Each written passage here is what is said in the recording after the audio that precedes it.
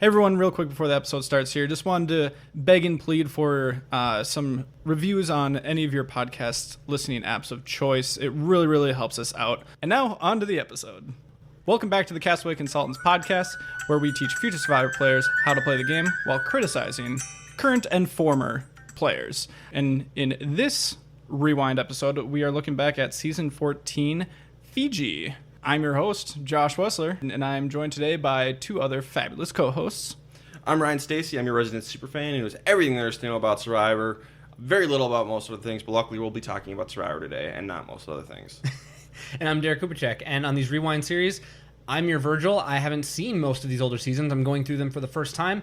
And for the Survivor Fiji pre-merge, going in, I thought I didn't know anything. Turns out I knew a little something, but we can disclose all of that in time. Yeah, and if you're new around here, we're going back and covering all these old seasons of Survivor. So if you don't want to, you don't have to.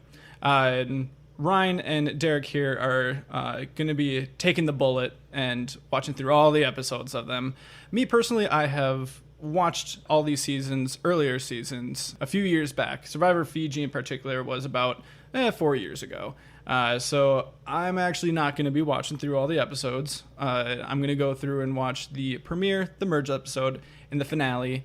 And from my perspective, I'm going to be more of a memorability gauge here, picking out the events that really stand out and stand the test of time as the ones that are most memorable, memorable players, big events, that kind of stuff. And so the big question we're here to answer, is this must-watch Survivor? We know you probably can't watch every season, so maybe you can. But if you don't want to, we're here to tell you which ones are worth your time if you can only pick a specific amount to sit through. So before we get into any spoilers here, Survivor Fiji, Season 14... Guys, is this must-watch Survivor? Pre-merge? Absolutely not. I think this is actually one of the most certain I've ever felt about a preseason or a pre-merge and a post-merge. The theme is absolutely unrecyclable. I mean, this is like grade A plastic. It's going to be decomposing for thousands of years in the Survivor dump because it's unusable. That being said, I think we have a really good cast of players going into the merge. I may completely flip the script and say that is must-watch, but for right now, I really don't think so. Who's ready for a Survivor hot take? Oh, God. Oh, no. Most people, I think, agree with you, Derek. I think that Fiji is not a well-regarded season. I think Dalton Ross famously has had it as the worst season for a while until some other trash came along. I know he famously hates this season. I think that was Dalton Ross. I could be wrong about that, but I know most people don't like this season. I, on the other hand, very much enjoy the season. I'm going to go ahead and say the pre-merge is must-watch Survivor. Now, my one caveat here is, yeah, the theme is not great. It's probably the least fair twist/theme they've ever had on the show, which is saying something. I think we should never do this theme again, but I think it gives us some interesting storytelling. But, that doesn't make something a must-watch Survivor. What makes up must-watch Survivor here is we get the first time for some extremely important strategies paying off. So there's some, not Survivor 101 here, but maybe let's call it Survivor 201. If everything before this was Survivor 101 lessons, now we're in Survivor 201. There's some extremely critical lessons here that you need to play modern Survivor, and this is the first time we see them in action. Plus, we have some great characters. I love Survivor Fiji. It has its detractors, but I think there's some extremely important gameplay concepts here just from like a fundamental standpoint, honestly. So Survivor Fiji is must-watch Survivor, at least the pre-merge. You have me transfixed because, as you know, I've watched a lot of modern Survivor, so a lot of these strategies that maybe I saw playing out, I was just absent-mindedly thinking like, duh, and maybe it was actually pretty revolutionary at the time in terms of strategy. So I'm excited to go through this with you. I think that'll give me a fresh perspective because I pretty much watched this unadulterated, really filtered out because you weren't with me when we watched it.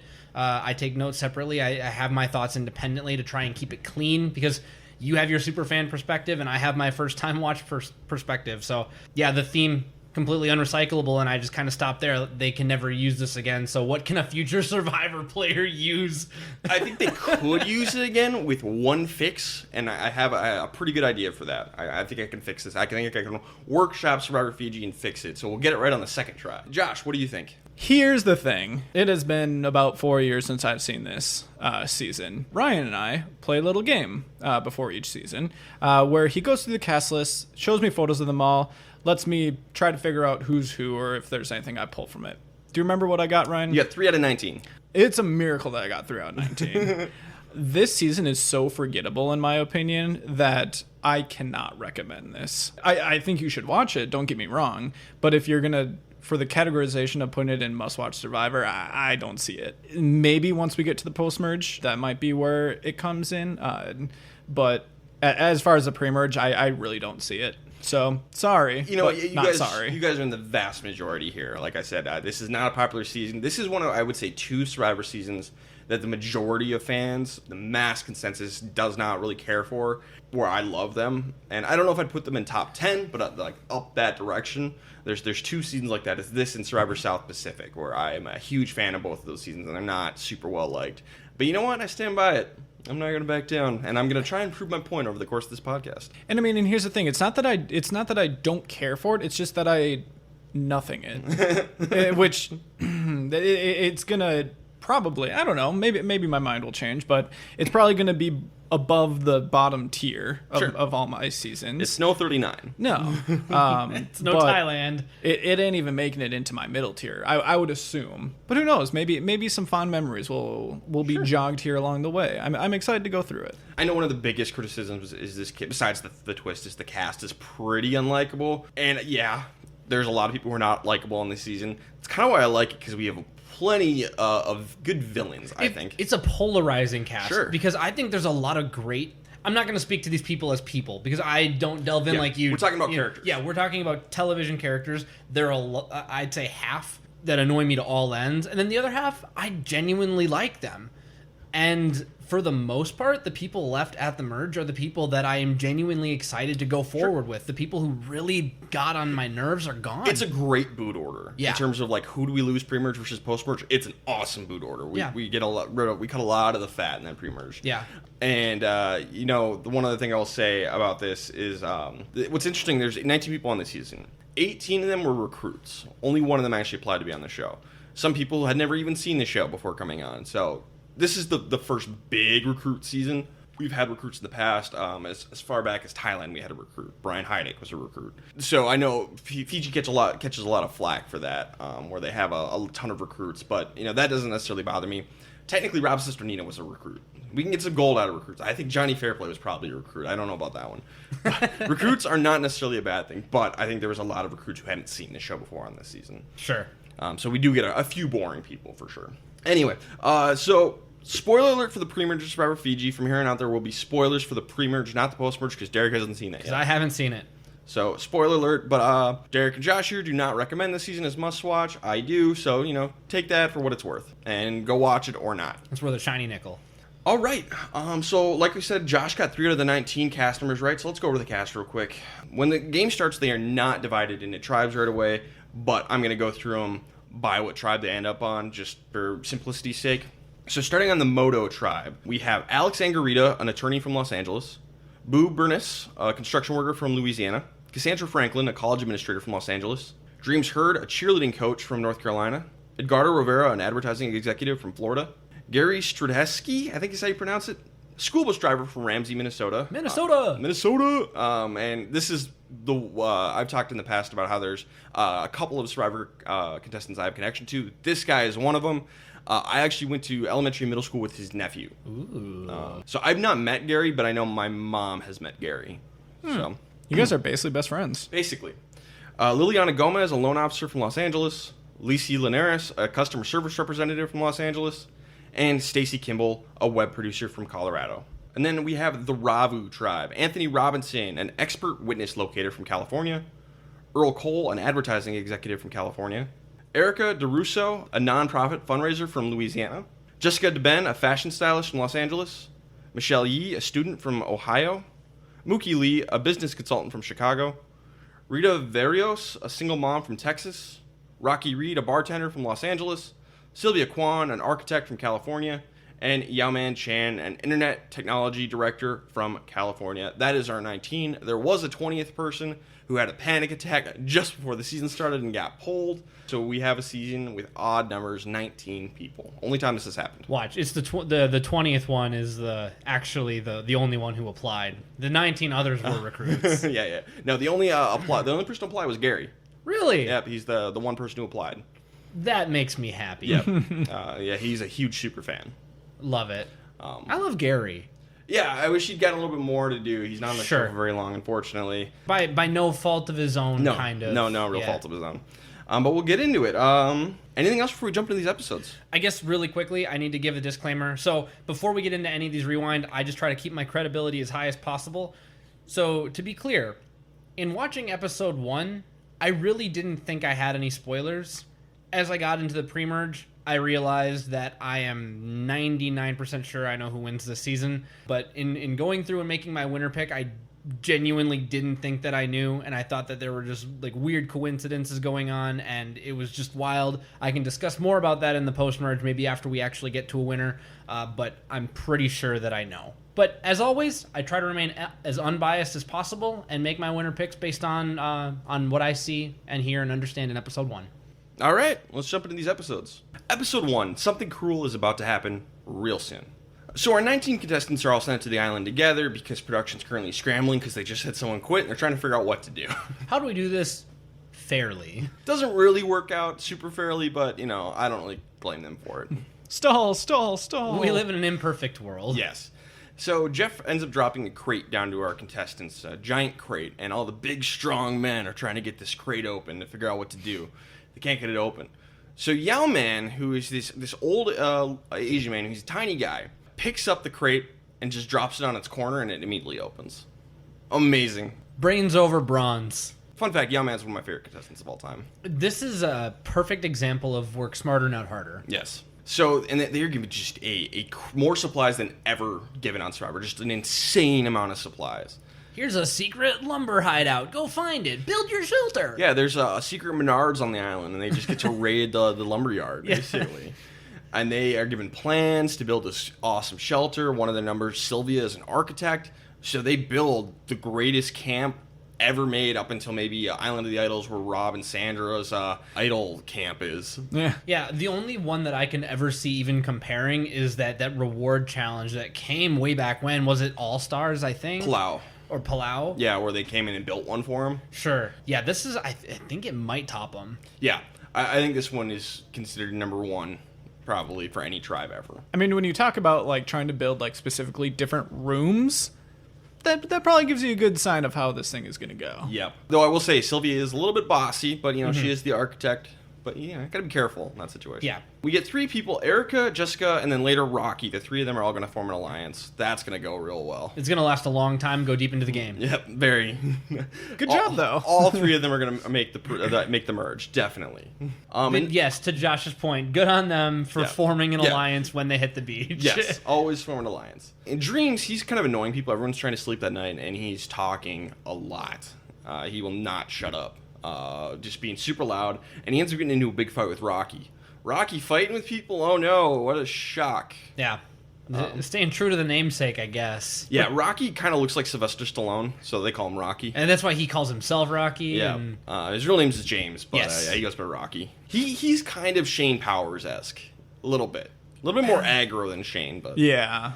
Which, that's something. Yeah. He's like a younger Shane. I can't even think of who he reminds me of. He kind of reminds me of... Sylvester Stallone. Well, he kind of reminds me of Rodney from way later. Worlds Apart. Yeah, Worlds Apart. Rodney's probably the closest comparison. But yeah, I can see some Shane, especially with the anger. Yeah. And the attitude, the temperament. There we go. Temperament, yes. So they finally get to the immunity challenge, but beforehand, Sylvia, because she's the leader, she's the designated leader, she has to divide the tribes. In the group of 18 people in this case, divide it into 2 tribes, so she does that. Here's the crappy part for Sylvia. She is going to be sent to the losing tribe. So whatever tribe is worse, she's going to go on the losing tribe. Okay, fine. You know, incentive to divide them fairly as possible. Unfortunately, the losing tribe is also going to get sent to a new camp and not get the amazing shelter. Because the twist of this season is this is haves versus have-nots. And it's never officially named this, but... That's from Big Brother. Sure, but this is how the Survivor community kind of refers to this Fiji. One tribe, Moto, is going to have everything. The other tribe, Ravu, is going to have basically nothing. They're going to get a machete and a pot. Hello, Moto. Goodbye, Ravu. That was pretty good. Thank you. Derek's been sitting on that for 2 weeks. Yes, I have. So Sylvia's going to end up on the losing tribe with nothing. She's not going to get the nice shelter she built no matter what. Yep. That sucks, dude. The irony being that she's the architect. Like, there's some crazy poetry, and I love it. But again, we lost a person. They're trying. Yeah. I mean, and the toughest part for her is that she's not told any of this until, like, it actually comes up. So it's not, like, Jeff doesn't even tell her, like, all right, now you're going to assign both these tribes all of their members, and then you're going to go to the losing tribe. It's like, no, you split it up. All right, you're done with it. All right, now here's another twist on top of it.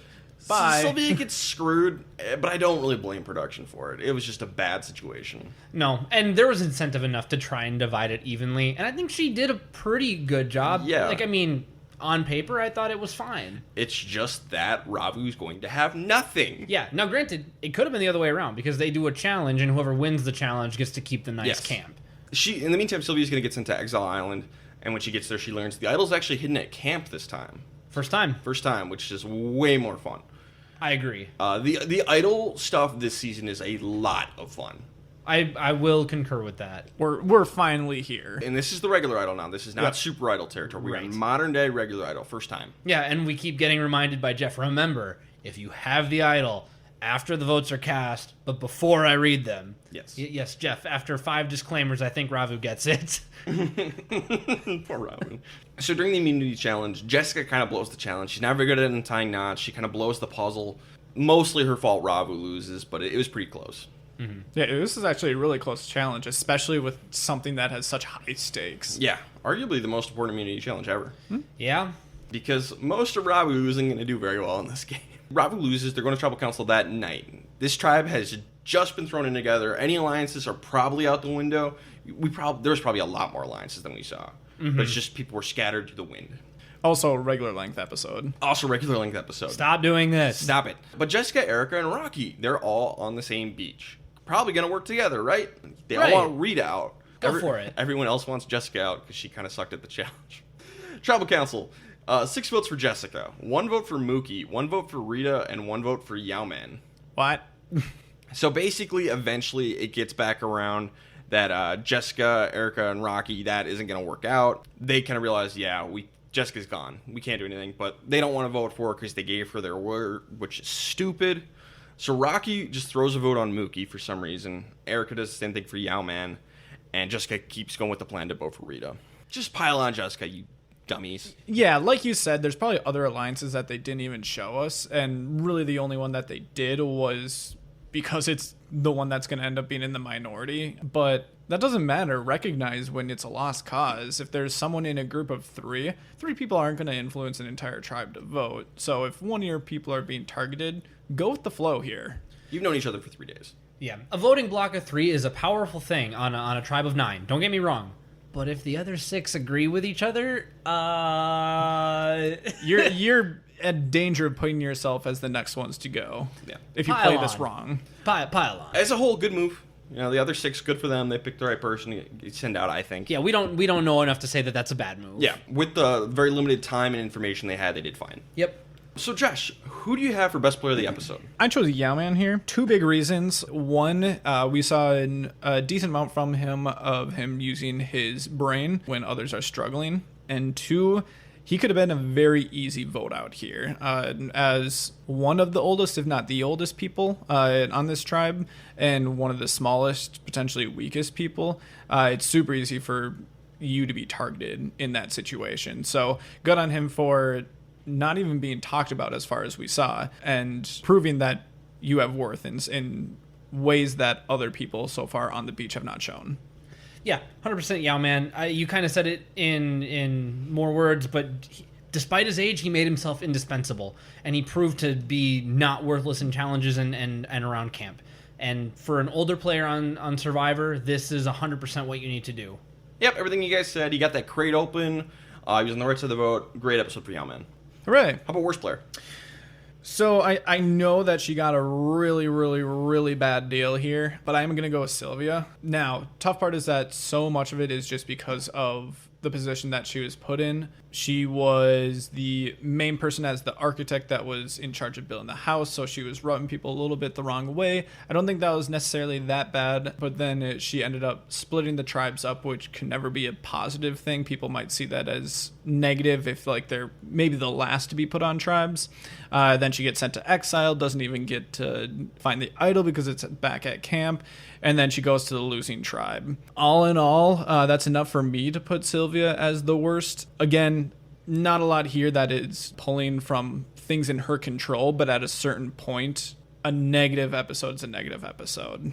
I will agree that I think that Sylvia is in the maybe the worst spot going into episode 2, but I had Rocky as my worst. I mean, night 1 on the beach, he's getting into fights with Dreams, but the tiebreaker with Dreams, who I would also have as a dishonorable mention, is he ended up on the wrong side of the vote and had no reason to do so. He didn't need to do that to himself, so that tips the scale for me. Yeah, I agree with Derek completely. It's Rocky. No, that's fine. I know that's a difference of like stuff that they did versus where they're at now, but I just feel like Sylvie's in a very weak position just being on the losing tribe and having no time to bond with people. Oh, totally. Really. Yeah. So, totally. She's definitely in the worst position. Yeah. I'll agree with that. I just think Rocky did things to hurt his position more than Sylvia did. So this is when we make our winner picks. Derek, who's your winner pick? Last season, we had 4 tribes, and so I did what I typically do. I try and pick one person from each tribe. This one, since there was only 2 initial tribes, I did just say, okay, I want to do at least one from each tribe, and then if I see anyone else, I'll throw them into consideration. On the Moto tribe, I landed on Alex. He seemed to be very intelligent, very well-spoken. It seemed like he had a decent understanding of the game, plus plenty of confessionals in episode 1 tells us that he's going to make it deep, or at least typically speaking. To be fair, Erica had a ton of confessionals in episode 1, and she went out in episode 2. So another one of my potential winner picks was Erica over on Ravu, and I had 2 picks, Erica and Earl. And ultimately, I ended up going with Earl as my winner pick because he had the great confessionals, great understanding of the game, but I think he had a couple confessionals that were more on the social game.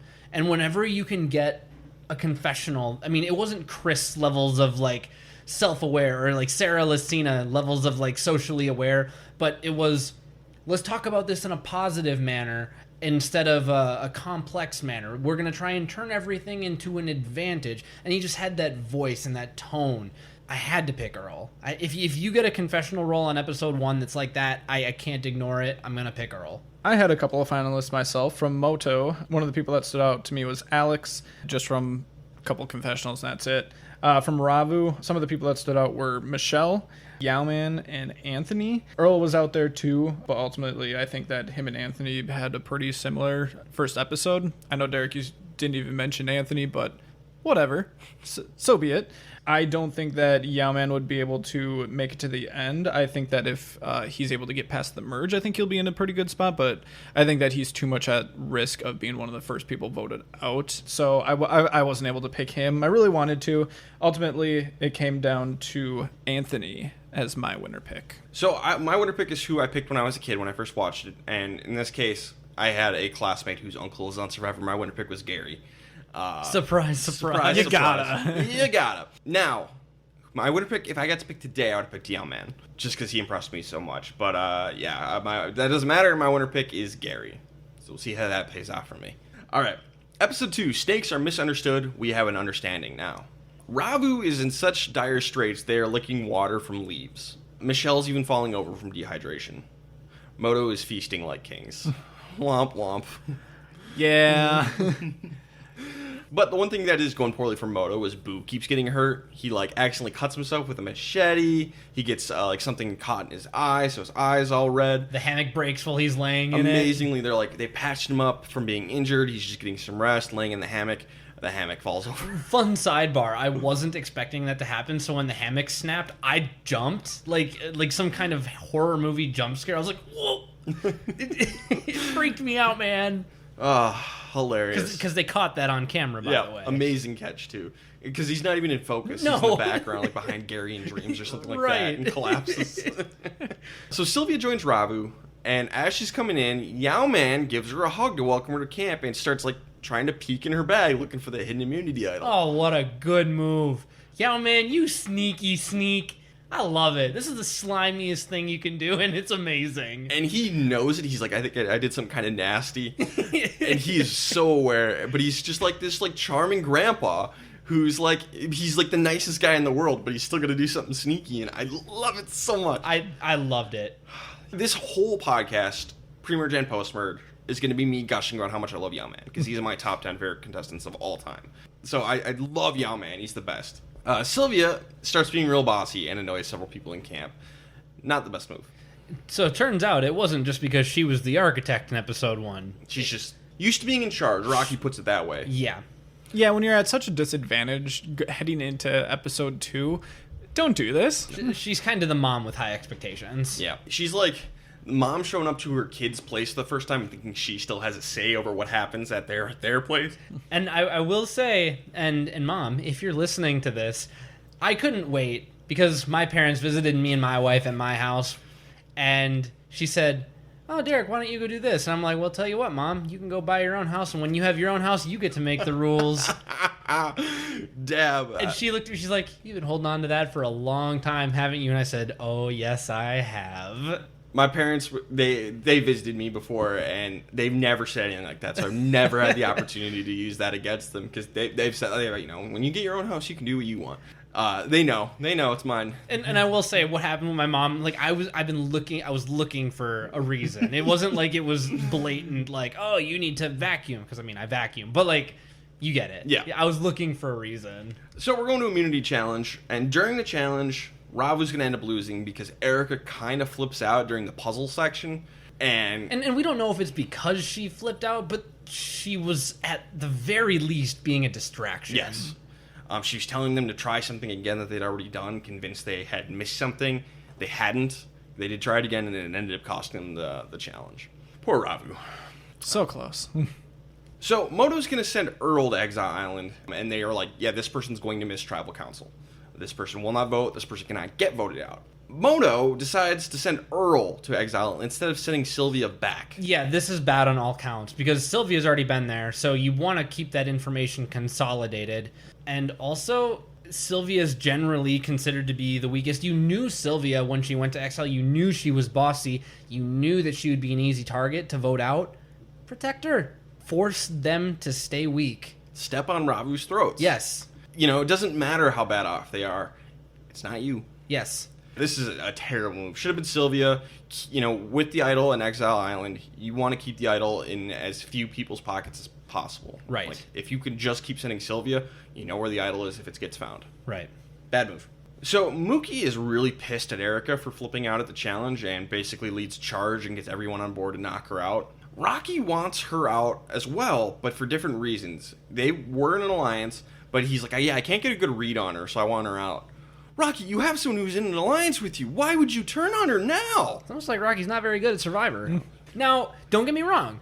I'm proud of him for not trying too hard to rescue her, but it's kind of like you're making the right decision for the wrong reason. Exactly.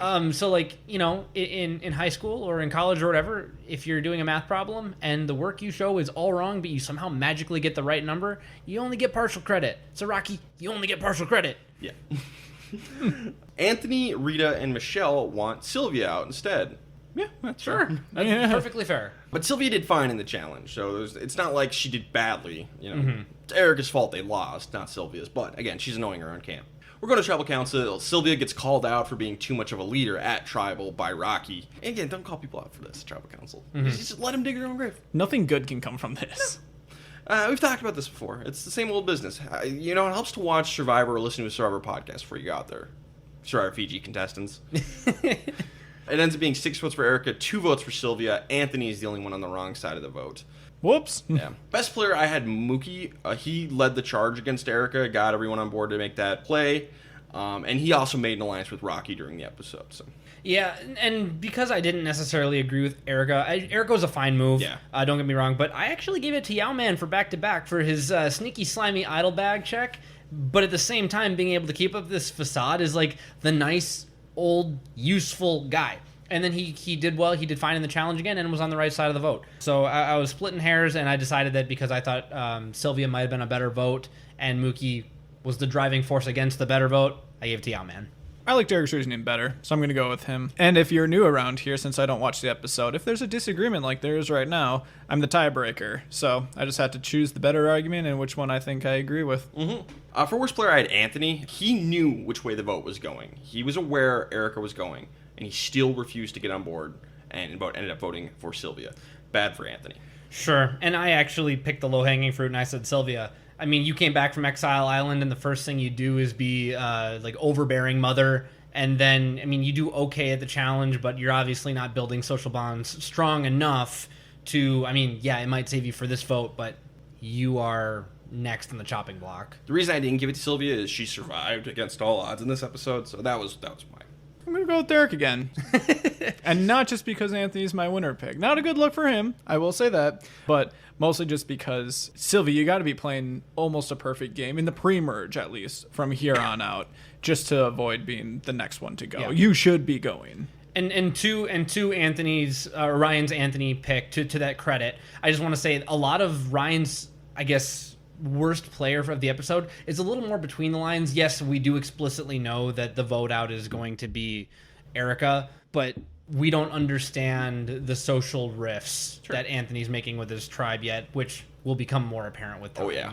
I think it's a little easier to also play off like the misvote too. Just be like, I thought you guys said like Sylvia, blah blah blah. I don't know what he's actually gonna do here with it. Nothing. But like I feel like if you're gonna like that something like that is much easier to play off than something like in Sylvia's position. In this season, for sure, there's a lot of people who vote the other way, and there's like no repercussions because I think a lot of people hadn't really watched Survivor before. Yeah. I was actually surprised, knowing that they were recruits, I'm surprised that they even understood the concept of alliances as well as they did. There's a few of them who didn't understand, as we'll get to. I say were there like training videos going in, just like, all right, Survivor 101. Well, yeah, they usually give them a previous season to watch, and I don't know if they don't have to watch it. Yeah, I'm sure some of them did. I think Earl, for example, was a super late stage recruit, and only found out he was going like the day before they left, so he didn't have time to watch any. Yeah, I don't know. I don't know how much any of them watched. I don't think Lisi watched much. Such an interesting dynamic. Because It really is. It really is having a bunch of people who've like basically never seen the show. I do think that's interesting. It's kind of like, I'm trying to think of a good example. It's just watching like a train wreck, kind of. It's like a bunch of people who don't know what they're doing trying to play a game they've never played before. It's kind of funny. It'd be like watching a bunch of filthy casuals drive NASCAR, like stock cars around, and it's like you're not going to get like the bump drafts. You're not going to get people taking corners at 200 miles an hour, but you're probably going to get some pretty crazy crashes. and this isn't like a huge train wreck season. There's a couple of train wreck people. We're going to get some train wreck seasons later. Sure.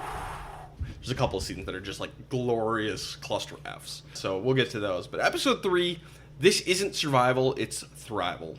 Over on Ravu, Michelle finally gets fire going by using glasses. And so now Ravu finally they get Flint. Which they haven't had. Because they haven't won a challenge yet. And what are we in, like day 6? 7. 7? Something like that. Oh. Yeah, they're hard off. Yeah, so they're not getting any water. No wonder they're losing. But Michelle saves them all with glasses and fire. But doesn't matter. Moto still wins reward.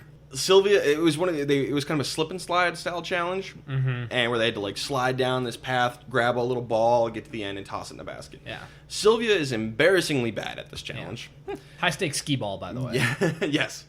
And Gary falls and gets hurt during the challenge. Yeah. Like we're talking feet over tea kettle. Yeah. Like it's a bad fall. He's an older guy. Yes. So Moto finally learns a lesson and sends Sylvia to Exile Island. I mean, I guess Earl would have been a better pick. So, okay, you have two people who've both been exiled before. You got to send one of them, right? And now you know they're going to be back for Tribal Council. The better move is to send Earl and keep him weak now. Yeah, you want to... As of now. You want to weaken the stronger person. So yes. Earl would have been the better move. Sylvie's not a bad move. No. But it's not a good move. Right. Not the best move, but the second best move. So back at Moto, Gary can't catch his breath because of the fall, and he thinks he might have broken a rib. So medical's called in. They don't pull him, but basically they're like, yeah, you just need to relax for a while. Yeah. Uh-oh. That's going to be rough. Yeah, Gary has a pretty rough go of it. We're going to have the Gross Food Immunity Challenge, always a classic. I haven't seen this in a while. We saw it in All-Stars, I think we saw it in Palau. Sure. That might have been the last time we've seen it. I can't remember. It's been a hot minute. So Mookie, he's kind of taunting Moto during the challenge. You guys haven't won a challenge yet, you shouldn't be taunting anybody. But this is also just going to rub the other tribe the wrong way, especially Boo. It's just like, be a good sport. So I understand being a good sport. I just want to talk about this really quickly, though, because this is what you're talking about when you've got a civilized society versus like a less developed society. The one needs to find motivation and happiness and enjoyment out of whatever they can. And if that's winning a round in a challenge, they don't have a high ground to stand on. Meanwhile, these other people who have been thriving and feasting and living in comfort, they're like, oh, well, we have rules in our society. You have to be a better sport. I'm just sitting here watching this. I'm like, holy crap, it's been like 7 days and we've already got like the elves versus the dwarves here. It's real Lord of the Flies. Yeah, it's very Lord of the Flies. So it was just, that was an interesting moment for me that does not change the point. Be humble, be a good sport. Speaking of pigs, Lord of the Flies, the final round is pig snouts, which this has stuck with me ever since I've seen this. This is so gross. They have to eat pig snouts in the last round. It's Gary versus Anthony, and Gary blows Anthony out of the water. It's not close. Crushes him. Oh, dude, the hair on that nose. Dude, I don't want to talk about it anymore. It's so gross. It's gross, man. I feel like a pig snout would be better than like a balut, though. I'll take the balut. I think I'd take something slimy that I can swallow. Ooh. Because, like, the pig snout is, like, dry. And you have to really chew it and Yeah. feel all parts of it. Yeah. I'd rather take something I don't recognize than something I know what that is. Oh, yeah, because, yeah, it wasn't, like, a prepared pig. I mean, I'm sure it was prepared pig snout, but, like, it was a Like, pig it is snout. recognizable as a pig snout. Yeah. I don't think I could have done this one. I think I'd have lost it worse than Anthony. Ugh. So anyway, Moto wins. Again. Surprise. You really thought that Ravu would have been hungry enough to do this. Well, what is funny is because before Ravu's super psyched about this challenge, and they're like, we get to eat. And I will say one point to Anthony that he'll make eventually that I think is underappreciated. He said that because they were so dehydrated, his mouth wasn't making enough saliva to swallow the pig snout. If you're drinking water off the leaves of trees, That's fair. and the other tribe is actually like hydrated somewhat, I think that has a lot to do with the challenge performance. At least Anthony's in particular with a dry pig snout. So at what point here does production just, like, realize the mistake they've made? Oh, probably 3 days into it. Yeah. Next episode, there's going to be something. I feel like this would, for me, Well, yes, be the but turning point. Next episode, they're going to do something about it. Oh, okay. There's a little twisty poo next episode. We got a twisty coming up. So Ravu's going to tribal council again, and finally, the prophecy of Cowboy is going to be fulfilled. We're going to get planned voodoo in action. They're going to split the vote for the first time ever. We're getting a split vote. Fundamental Survivor, our very first split vote from a group of recruits. Now, it doesn't work because it didn't need to work. There's no idol. Right. The idol has not been found. But they still split the vote. It's still the right move because you don't know if they have the idol or not. You have to assume they do, and they don't. But it's still the right move. They're going to split the votes between Sylvia, obviously, and Anthony because everyone's kind of pissed at his performance in the immunity challenge because he was just horrendously bad. But he's still better than Sylvia. That is really fascinating that this group of recruits split the vote. Yep. And I will say they don't bring a ton of attention to it. Like it's kind. I don't want to say fully under the radar because I did notice it, but it wasn't like they made a half of an episode big deal about it, like Cowboys' unfulfilled planned voodoo. Yeah, I think Rocky's the one you talk about a little bit, which is wild. I wonder if there's like one of them that watched a lot of Survivor, like going into it. Yeah, I don't know. Maybe they all did except Earl. I don't know. Rocky probably worships at the altar of Cowboy. Like, let's just call it. Let's like be it real. is. I have no idea, but we get our first split vote here. So this game changes the game. I mean, Cowboy invented it, but it's actually used correct. It's used here. Yeah. Fundamental Survivor move for the first time on camera. However, Rita does not want to split the vote between Sylvia and Anthony, and she's going to just throw her vote on Earl. Okay. Because she thinks Earl doesn't like her? Why? And it's being 4 votes for Sylvia, 3 votes for Anthony, 1 vote for Earl. Okay, whatever, Rita. It's the right move to get rid of Sylvia, and it's the right move to split the vote. So, huge credit to Ravu, except for Rita. Except for Rita. Yeah. It's that meme. Congrats to you and you and you, not you and you. So, Derek, who you got for best player? I had a really hard time because they didn't really highlight a ton of good individual gameplay. I have no idea where you're going to go with this, but I really liked the way that Earl has been able to deflect the fact that he's now been to exile twice and no one's talking about him, and he's made himself indispensable, and he's obviously socially apt enough to be well ingrained into his tribe of, I mean, I don't want to call them losers because their circumstances suck, but he's a big threat and he's not being targeted. So I had Earl, but you can convince me. So Earl, Yowman, Mookie, Rocky, and Michelle, they were the ones behind the split vote. Correct. Who weren't, getting voted for. So those are the 5. Yes. Of those 5, I'm going to give it to Michelle because she got fired for her tribe. I'd completely forgotten about it, and I'll just concede because at least they can drink water now. Josh, you don't even need to decide this one. Well, I mean, even to kind of add a little bit of supporting reasoning here, I would be a little bit nervous if I was Earl. Because he's no idol was played here, and he's the only other person that's been to exile. So the very next episode, we could see another split vote in favor of Earl. Yeah, it could happen. So for worst player, I had Rita for voting for Earl for some reason, even though she knew the plan. And I had it as Anthony for being the other half of the split vote and continuing to rub people the wrong way and drawing almost all the ire from Mookie and Rocky. Like, a lot of it is intangible stuff, but something he's doing is rubbing them the wrong way, and I can't quite... The edit doesn't really place it, but I had to just say, okay, they really don't like him for some reason. I'm giving it to Anthony. I'm going to side with Derek again. That 3 for 3. I don't think you can look past someone getting 3 votes and being the backup plan in case someone has an idol. Sure. That's a very dangerous position to be in. Okay, that's fine. I'm not mad about it. It's fine. It's fine. It's fine. It's I don't okay. believe you, Ryan. Episode 4, let's just call Jeff on the Jeff phone. I saw the name of this episode before I started it, and it brought me great joy because I knew exactly who said it. Okay, this is something that a Rocky would say. Yeah. Speaking of Rocky, he is a massive prick to Anthony after Tribal Council. Yeah.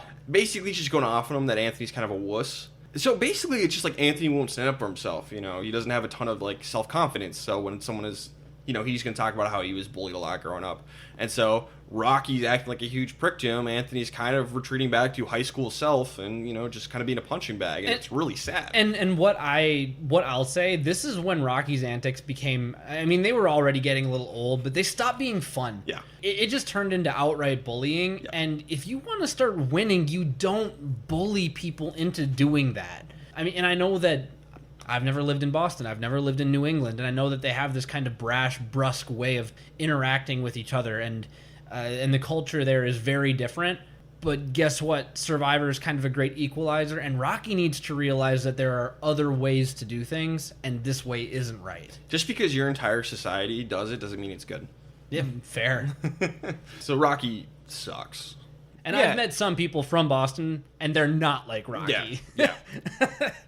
And we do preach the non-confrontational play, especially just in the pre-merge where you just kind of sit back and just take it as someone let someone make a fool of themselves instead of being a part of the argument, because they might just be trying to antagonize you to bring out something negative to make you look bad. If you just kind of sit back, now you don't want to just kind of cower and get bullied, but at the same time, this is just going to make Rocky look bad. Yeah, I feel like Anthony should stand up for himself a bit more. I think he's letting himself get beat up too much. It's a tough line to walk. It's a tough line, for sure. And it's interesting. If it was just Rocky doing it to him, I can see where it's like, you know what, I'm just going to take it because I'm in well enough with everyone else, and he's making, kind of everyone thinks that he's a prick for bullying me.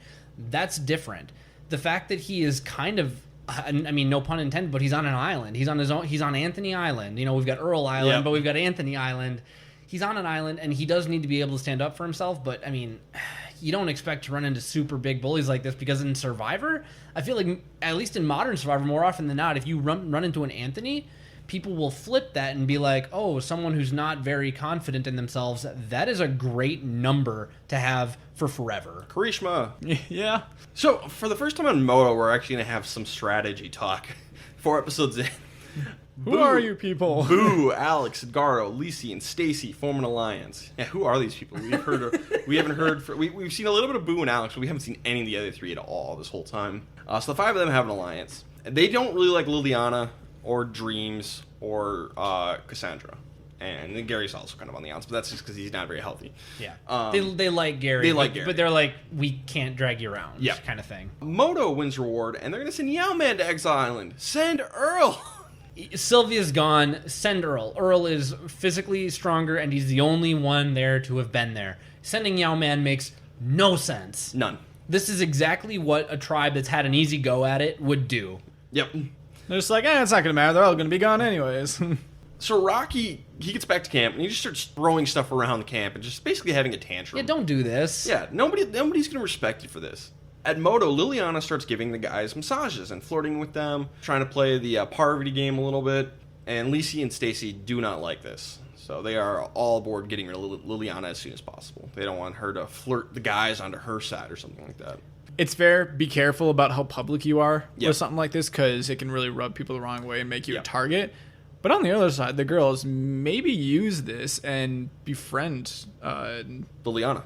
And befriend Liliana. I don't blame you for forgetting her. I think Liliana is the single most forgettable Survivor contestant of all time. Yeah, that's fair. Like if I were to name, it started with an L. If I were to name every single one, she's the one I forget. I think she's one confessional in 4 episodes. Interestingly enough, when you were reading the names just a couple of minutes ago, you're like Liliana. I'm like, oh, you mean Lisi? Nope. No, you meant Liliana. And I was like, oh, that's right. Who? That's right. Gary's still doing badly. He's like having the spins. He's dizzy. And what turns out, I guess he got bit by a bunch of fire ants, and we saw the ant bites on him, and he has an allergic reaction to these bites, and that is the main thing that ends up getting. He pulls himself in the game. Technically, it's a quit, but it's like one of those things where like nobody blames him because he was he wasn't gonna die, but he's just so miserable and sick that it's just like, yeah, it's fine, go home. Yeah. Like, you're going to be one of the next people to go, probably, anyways. I will say it felt differently. It didn't feel like Season 7, Austin in Season 7. It didn't feel like what Jenna was trying to do in Season 6. Who was the other quit that we've had? Janu.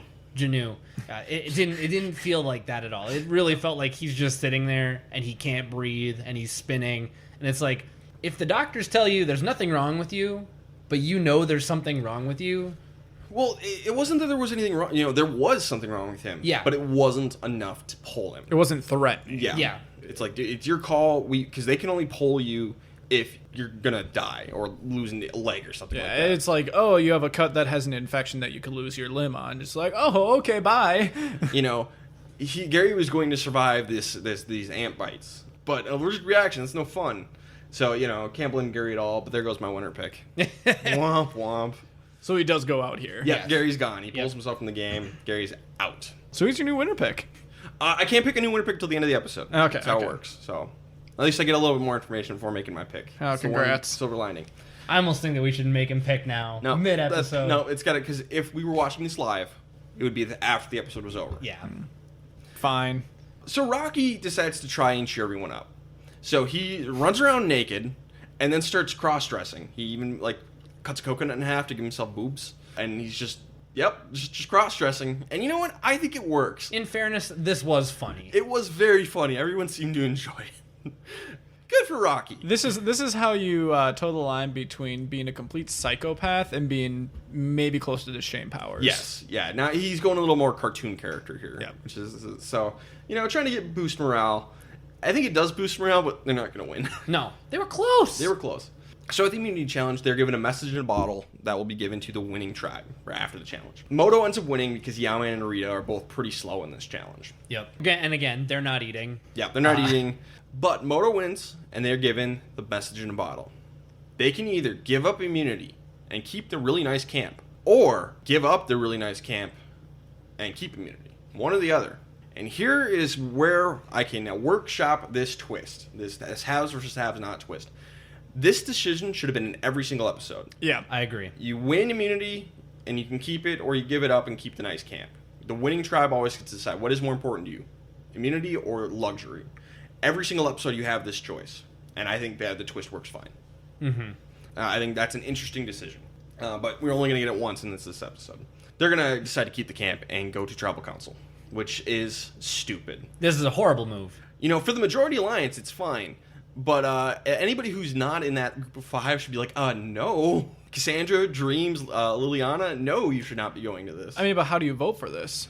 Yeah, they're a little unclear. Does it have to be unanimous or is it majority rules? And my guess is that Jeff would take a majority. I mean, you can't sit there all day. I think it has to be unanimous for this to work.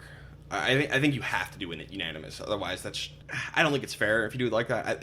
To be fair, it was unanimous. Mm-hmm. Everyone agreed to keep the camp and go to tribal council. Which is just interesting. Yeah. When you're 4 people into the season already, 4 people being voted out, this is, yes, it's still an advantage, but you're far enough in to where it's not like the other tribe is 100% starting from scratch or anything like that. So I think you just got to keep the numbers. Yeah, I think so too. Well, you just lost Gary.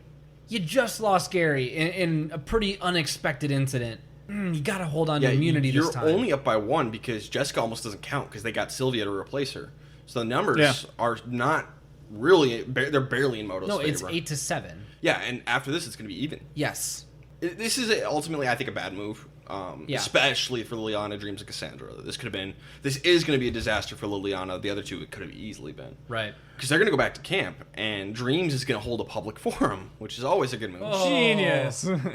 and by the way, by public forum, I think Ryan's underselling it. He says, I'm just going to lay it out on the table. I'm voting for either Cassandra or was it Lisi? He's like, these are the 2 people we can afford to lose, Cassandra and Lisi. And Cassandra and Lisi are like, dude, really? Like, are you serious? And then he looks around, he's like, tell me I'm wrong. I'm like, I mean, bold. You're probably right. You're not wrong, you're just an a-hole, Dreams. Like, it takes coconuts to say that. Yeah, that's for sure. And Gardo gets involved in this public forum. He says, I'm not going to vote for Lisi, because I like Lisi. Cassandra, I'm probably going to vote for you.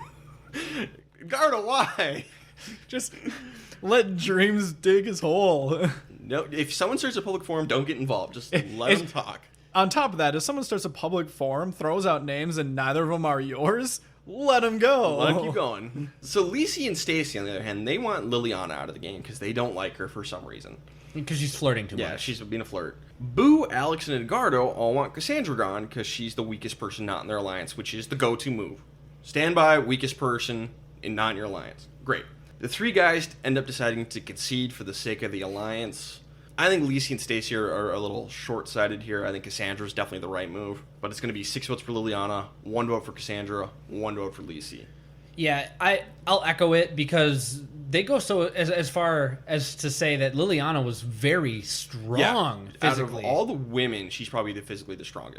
On this season, I say no doubt. Yeah. So they do weaken themselves. If you're drawing lines just at gender, they are weakening themselves by doing this, and that's not something that you generally do for a first member voted out. Yeah, this is Lisi and Stacy not fully understanding the game. And flexing. Flexing in the pre-merge for no reason. They're kind of like mean girls. That's kind of how they act. You know, I don't know that it happens this episode, but I think in an episode or 2 that really comes out. Yeah, they're kind of nasty. Yeah. Oh, like when I said earlier, there's some unlikable people this season. Lisi and Stacy are near the top of that list. Yes. Along with Rocky. Yes. No way. We have 3 bullies. Mookie a little bit too, I think. Yeah, he's slow out of the gate, but he gets better as the pre-merge goes on. Sure, yeah, he's not as bad, but he still does some stuff. So yes. I think those are the big unlikable people this season. Yes. The villains. The villainous characters. So for best, okay, so 2 people go out in this episode. So we're allowed to give out 2 best players and 2 worst players. So my best players are Alex and Boo, because they're the 2 that conceded to go along with the majority vote to keep their alliance together. What can you do if those 2 are so gung-ho about getting rid of Liliana? You want to keep your alliance happy. That's the most important thing. Because we really didn't see much of Rabu. Alex, Boo, and Edgardo are the 3 who probably did the best on Moto, but Edgardo did that stupid thing at the public forum where he's like, yeah, I'm probably going to go to Cassandra. So by default, that leaves Alex and Boo for me, for my 2 best. I only picked 1 best because there was only 1 vote out, so I'm just going to stand by it. I don't know how you want to judge this. But for my best, I picked Earl for having 1 confessional in the episode that wasn't a complete train wreck. I'll give an honorable mention to Rocky for being goofy and also not a train wreck, but I think he also had his moments in this episode that he typically does. So I'm saying Earl, but if you don't mind, can I just go right into my worst? Go ahead. How can you pick anybody from Moto? They gave up immunity. For my worst player, I said the entire Moto tribe because they're all complicit. You can't do that. But if I had to pick one, I picked Dreams because he was the one who decided that open forum was this great idea the second they got back. They gave up immunity. Now the numbers are even. This is stupid. Yes. So I want to give it to the entire Moto tribe. I know I can't, so I'm going to land on Dreams, but I don't know how you can give best to any of them when they unanimously decided. Let's go back to best. So, Alex and Boo, Earl, and no one. Josh. I was going to side with Ryan just because Derek gave his best because of a confessional. Yep. And I can't really side with that. But with Derek's last reasoning of Moto gave up immunity, I don't know how it can side with you either. So I feel like I need an extra reasoning from either of you. For Alex and Boo, at least, and for their alliance of 5, they at least knew they had control of the game on their tribe. So giving up immunity really isn't any skin off their nose. Like, you give up immunity, let's say you vote off Cassandra. Doesn't matter, really. I mean, yeah, you're down in numbers, but you keep your advantage. There's an argument there. I don't know how much I agree with it, but at least I can see the argument. The people who I really criticize for giving up immunity are Cassandra, Dreams, and Liliana, who were not in the majority alliance and could have easily gone home here, and one of them did. The Power 5, whatever their alliance is called, they had control, they exerted it. Could have been done in a better way, and then, like I said, for Alex and Boo, their main focus was keeping their alliance happy just so they would have the numbers later on. Was there a better... Did they play the most optimal game they could? No, absolutely not. No one did this episode. So there's at least an argument for something good there. And my counter argument, the reason that I think that them giving up immunity was even a bigger sin than it seems on the surface is that everything that the edit is giving us in terms of their tribal lines are untested. They think that they know that they're an alliance. And yes, in hindsight, you can say that those 5 had control and those 5 had nothing to worry about. But they did not have anything in ink to prove that going into Final Tribal Council. I picked the best player because I felt like I had to, but nobody played well. I genuinely believe that Ravu fell butt backwards into a good situation because they didn't need to vote anybody out. It's nothing they did. They lost. Yeah. And then the entire other tribe unanimously decided that, you know what, we don't really feel like safety today. Well, then, stupid. If no one played well, why are you giving one to Earl? Then nobody. Then the best goes to nobody. I am fine with removing it and going not applicable, but I thought you might yell at me for that. No, absolutely not. If no one played well, don't give one out. NA. We've done it before. That's true. NA, Josh, NA. Nobody played well, and the entire Moto tribe is trash. This is an extremely even argument, I might say, because Ryan 100% sold me, and then Derek went completely back and pulled me back in by saying that there is nothing written in ink, then that there's no proven alliances. If Derek is going to go with that argument, go ahead and go that way. If I had an issue with him picking Earl because he didn't do anything. And I have come back and said I felt like I had to pick someone. I'm not going to concede, but I will not be angry if you go with Derek because that is a very fair argument. Ryan, you had me. I know. You had me, and then Derek pulled me back in. I don't want to say unbiased, but I'm flexible. Yeah. You know what I mean? Like, the best argument should win. And I think Derek has a great argument. I think it has to be an NA. Sure. Not applicable, no best of the episode. I think that is, depending on which school of thought you're coming from, I think that's absolutely fair. Sure. And I think the thing that pulls it down the most is that they didn't know that they had that majority of lines. Sure. Yes, they thought they did, but so could the other 3. The other 3 could have thought they were in I'm sure they all a majority alliance. That's why it was unanimous to give it up. So for worst players, I haven't said mine yet. I had Cassandra and Dreams. Cassandra, again, 2. Cassandra, she agreed to give up immunity. She was on the wrong side of the vote.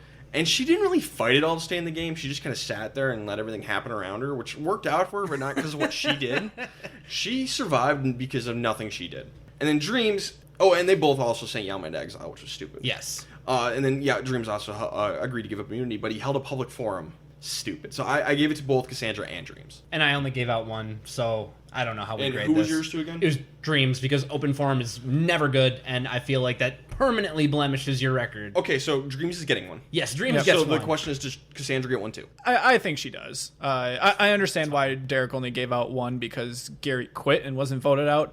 But if we are giving out 2, then Cassandra definitely did not have a good episode. and Cassandra would be my number 2. Yeah. So I've got no qualms. So, I have lost my winner pick. Gary's gone. Sad day. I'm going to move.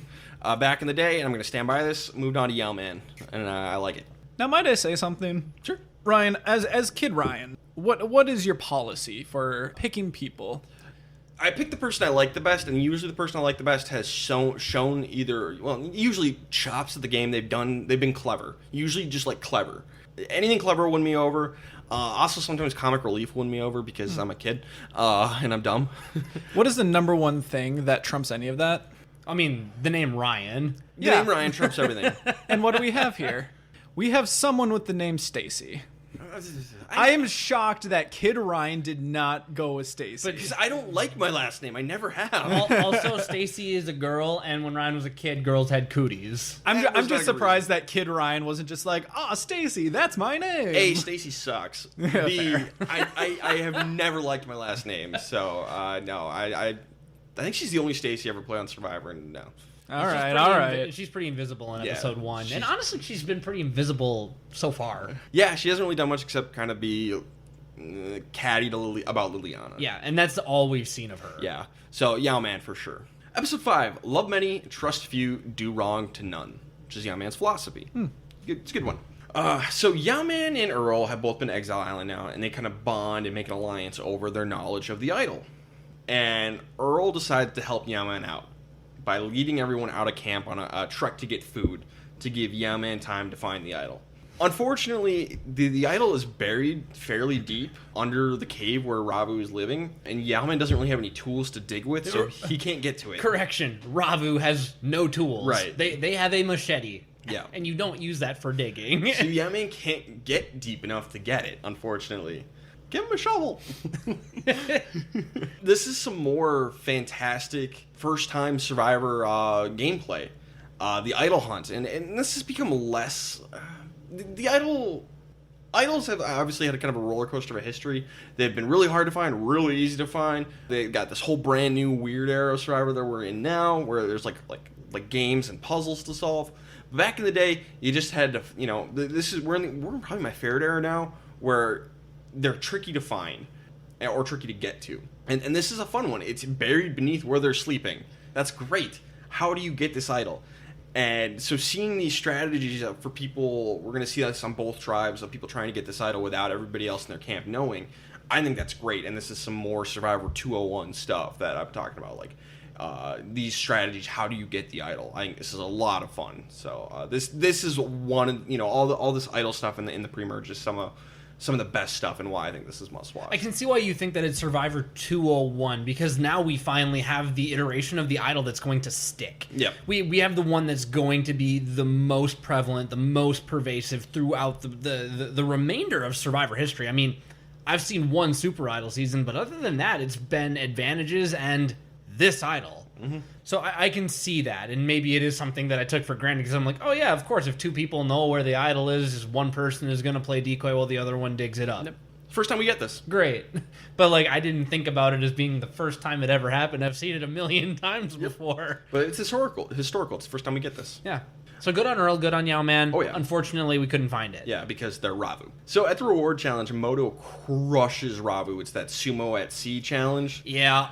Only Yao Man wins his round. And to be clear, he beats Stacy. But Yao Man's the only one who won on Ravu. He's like, that's not a great win. I beat up on a girl, but a win's a win. A win's a win. I love Yao Man so much. That's fishing for the positives, and I appreciate it. By the way, Rocky was a loudmouth, and Dreams just tossed his stuff. Yeah. And of course they got matched up. Yeah. Rocky started the challenge. Jeff didn't announce the start of the challenge. Rocky did. He's like, we're going to go right now. Come on. Let's go down on the platform. I'll show you what's what. Yep. And Jeff is like, I guess we're going. I guess we have our first matchup. I had an entire list of matchups ready to go. Have at it. Jeff knows not to look a gift horse in the mouth. They're like, oh, yes, here we go. But Rita is just pathetic in this challenge. She's going to go home in this episode. So yeah, and if it was because of her challenge performance, I don't think it was. They had a couple other things. Yeah. But I'd have voted her out for her performance in this challenge. This did not help. She basically stood there. Yeah. She just stood there and just let herself get knocked into the mud. Twice! Why did they put her out there for the grudge match? I don't know. Maybe it was like a random draw. Earl is sent to Exile Island. Finally a good move. Yeah, that's a good move. So back in Moto, Lisi and Stacy enter Mean Girl mode, and they are just really rude to Dreams and Cassandra. They won't teach Dreams how to use the coffee pot because he's never used this kind before. It's a coffee press. Sure. So it's not as you know, like a French press. yeah. So like you got to let the ground settle, and then Yep. you, Yep. you know, pretty simple stuff, right? At least that's what Stacy and Lacey keep saying. I don't know. I had to read the directions on mine for a while. Yeah, so Dreams doesn't know how to when do I it. first bought mine. Because Dreams' big story is he used to be homeless. Right. Okay, so he doesn't know how to use a French press. Yeah. French press. I don't know how to use one either. So Stacy and Lisa, you're like, I'm not going to tell him. And to his face, I'm not going to tell him what to do. I'm not going to talk to him. And Alex kind of pulls him aside, and he's like, you know, if you're mean to them, They're gonna jump. they're going to flip. And it's like, well, we don't have to worry about that. It's like, have you ever done math? This is still close. And here's the thing. I know we just came off of an episode where Dreams kind of threw Lacey and Cassandra under the bus. So I understand a certain level of ostracizing toward Dreams. But that would need to be a group consensus. And I don't think you actually want to be mean to that person. I mean, there's a difference between like kind of pushing someone to the outside more subtly. You know, we always say, keep them comfortable, be nice, be human. It doesn't cost anything to be nice. Mm-hmm. But then just being total plastics? I mean, come on, Regina. Like, this is why you get hit by a bus. Yeah. I was uncomfortable watching the sequence, especially because, like, what has Cassandra done? Nothing that the edit has shown us, so why are you being mean? Yeah. I really don't get it. But so Alex is trying to explain this to his alliance, and the girls in Boo just don't get it. It's not clicking. And they just they can't figure it out, and Edgardo does though, and they're just like, what the heck? So in the end, Alex ends up like gathering everybody together and giving a big speech about tribe unity, just like trying to fix this. And then immediately cut to Dreams going, yeah, I'm jumping ship the second that I can. Well, and to Alex's face, he's like, yeah, let's do this tribe unity. Yeah. Cut to confessional. He's like, yeah, me and Cassandra are gonna flip ASAP. Yeah. Good on Dreams. I felt Fair. so badly for Alex in this moment. Oh, yeah. Because I'm sitting here watching, and by the way, I still didn't know that he was a recruit. I've only seen pretty much competent gameplay. I mean, yes, last episode I'm gonna give them their licks for giving up immunity. But Alex has been the best all-around Survivor player on Moto, and it honestly hasn't been close. Easy. And now I just see the walls crumbling around him. Like, there's almost no way that this turns out good because they're ostracizing a good percentage of their tribe. And you know either a merge or a swap is coming. And I'm just like, oh no, Alex, I'm so sorry you're stuck with this. You're herding cats, bro. My condolences. I'm sorry for your loss, Alex. Like, you've got the greatest camp in Survivor history, and somehow I know this doesn't end well. So back at Ravu, Rita and Michelle won't stop talking about like fashion and like lip gloss and stuff like that. Whatever. But like Anthony, Mookie, and Rocky are trying to sleep, and they're talking about this in the cave where they all sleep. Granted, this isn't the daytime, so It's the daytime. So it's a daytime nap. But read the room. You can go to the read beach the and cave. talk about this. Read the cave. So all the guys get really annoyed about this, and it's just Rita. This is Rita's downfall episode. So. It's piling on. That's all it is. So we have a memory immunity challenge where it's like a matching game. You go out and you match things. It's not a physical challenge at all. Mm-hmm. Lacey somehow gets hurt. She just falls off the platform. She's like stepping off to go take her turn and just face plants. Now, I will say I love the way she does it because she lays there, like, immobile for, like, 3 to 4 seconds. And, like, they even cut to Jeff, like, what? And then she just gets right up and she's like, I'm okay, I'm fine. Quick anecdote. My first ever college class, it was a speech class. It was speech 101. And my professor walked in, and then, you know, I'm wide-eyed, bushy-tailed, like, hey, college, hooray! And this old guy walks in, and he trips on the way in. And then he gets up, and he makes, like, the gymnastics, like, stick the landing sign, and then he turns and does the stick the landing sign again. And then he looks at the class, and he goes, did I do that on purpose? Or was that an accident? Or are you only ever going to remember that for my reaction? Did I turn around wondering what tripped me, or did I own the fact that I tripped? And do you like me better for what I did? And to his credit, I have never forgotten that. So, Lacey, as much as you kind of get on my nerves as a TV character, this was hilarious. Oh, yeah. And I love it. Keep doing it. Own your mistakes. So, but Moto wins immunity. Even a non-physical one, Moto still wins. And we can't forget the fact that Rocky blew it. Yeah. I mean, he had it. He does the classic thing where he blames everyone else, and everyone else is willing to take some of the blame. But, like, dude, you've been so quick to get angry at everybody else. you blew it. Yeah, he wasn't the only one who screwed up, but he was the last one to screw up. Yes. So Ravu's got a toss-up. It's Anthony or Rita at this point. Both get on people's nerves. Both aren't very good at the challenges. It ends up being 5 votes for Rita, 2 for Anthony. Michelle's on the wrong side of the vote. I think it's the right move ultimately. I think Anthony's marginally better than Rita. At least Anthony did something in the sumo challenge. Mm-hmm. And by all accounts, Anthony is a huge contributor around camp. I mean, specifically with like tending the fire Sure. and stuff like that. And which, I mean, we'll get that later. Yeah. But we don't know what Rita contributes, but we do know that Anthony does contribute. Yeah. So I'm just more evidence to the pro that this was the right move. Right move. Derek, who do you got for best player? I said Alex because their tribe won immunity, and he's also the only one on his tribe trying to make the right move. He tried to reinstill unity. He tried to get verbal agreements from everybody to stay together. It fails, but he still did the right things, and I want to give him all the credit in the world for trying. Yep. Plus the Moto Tribe sent Earl to exile. I don't know if Yes, it's right. yes. But yeah, it's Alex. Sounds good to me. Yep.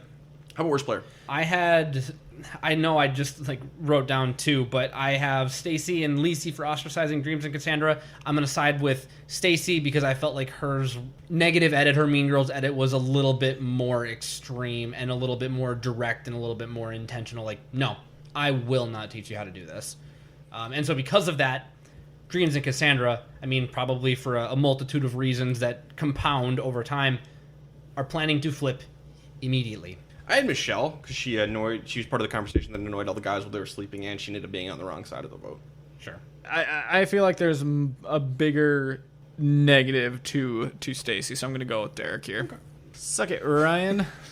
Episode 6, I've got strength now to carry the flag. We get the tribe swap. Another one of those really complicated tribe swaps that we can just yada yada through. It ends up being 3-3 split on either tribe from Moto and Ravu. Lacey is not picked and sent to Exile Island, but on her way, she's like, oh, I thought I was going to just get automatically eliminated from the game, and I would have been okay with that. This would have been a good time to exit.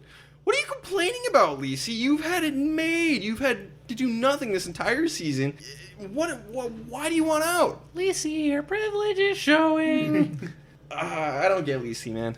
Honestly, she got a bit of the Mean Girls at it last episode, and at this episode, I was like, I just want you to leave. I'm done with you. You had one funny moment at the challenge last episode, but I'm kind of done. Like one piece of the game leaves your control, and in kind of just a nonsensical BS reshuffle of the tribes, which because it's not like schoolyard pick'em with leaders, it's just like grab the next person chain link style. What are you mad about? Like, do you want to know why you're last one? Because it was going to be somebody on Moto because you were up in the numbers. Yep. And then you had to alternate tribes in your picking. Why are you... Whatever, man. Just whatever. Yeah, she's going to go to the losing tribe. And both captains, the first person to go to each tribe, Earl and Edgardo, have to draw buffs to decide which tribe they're going to.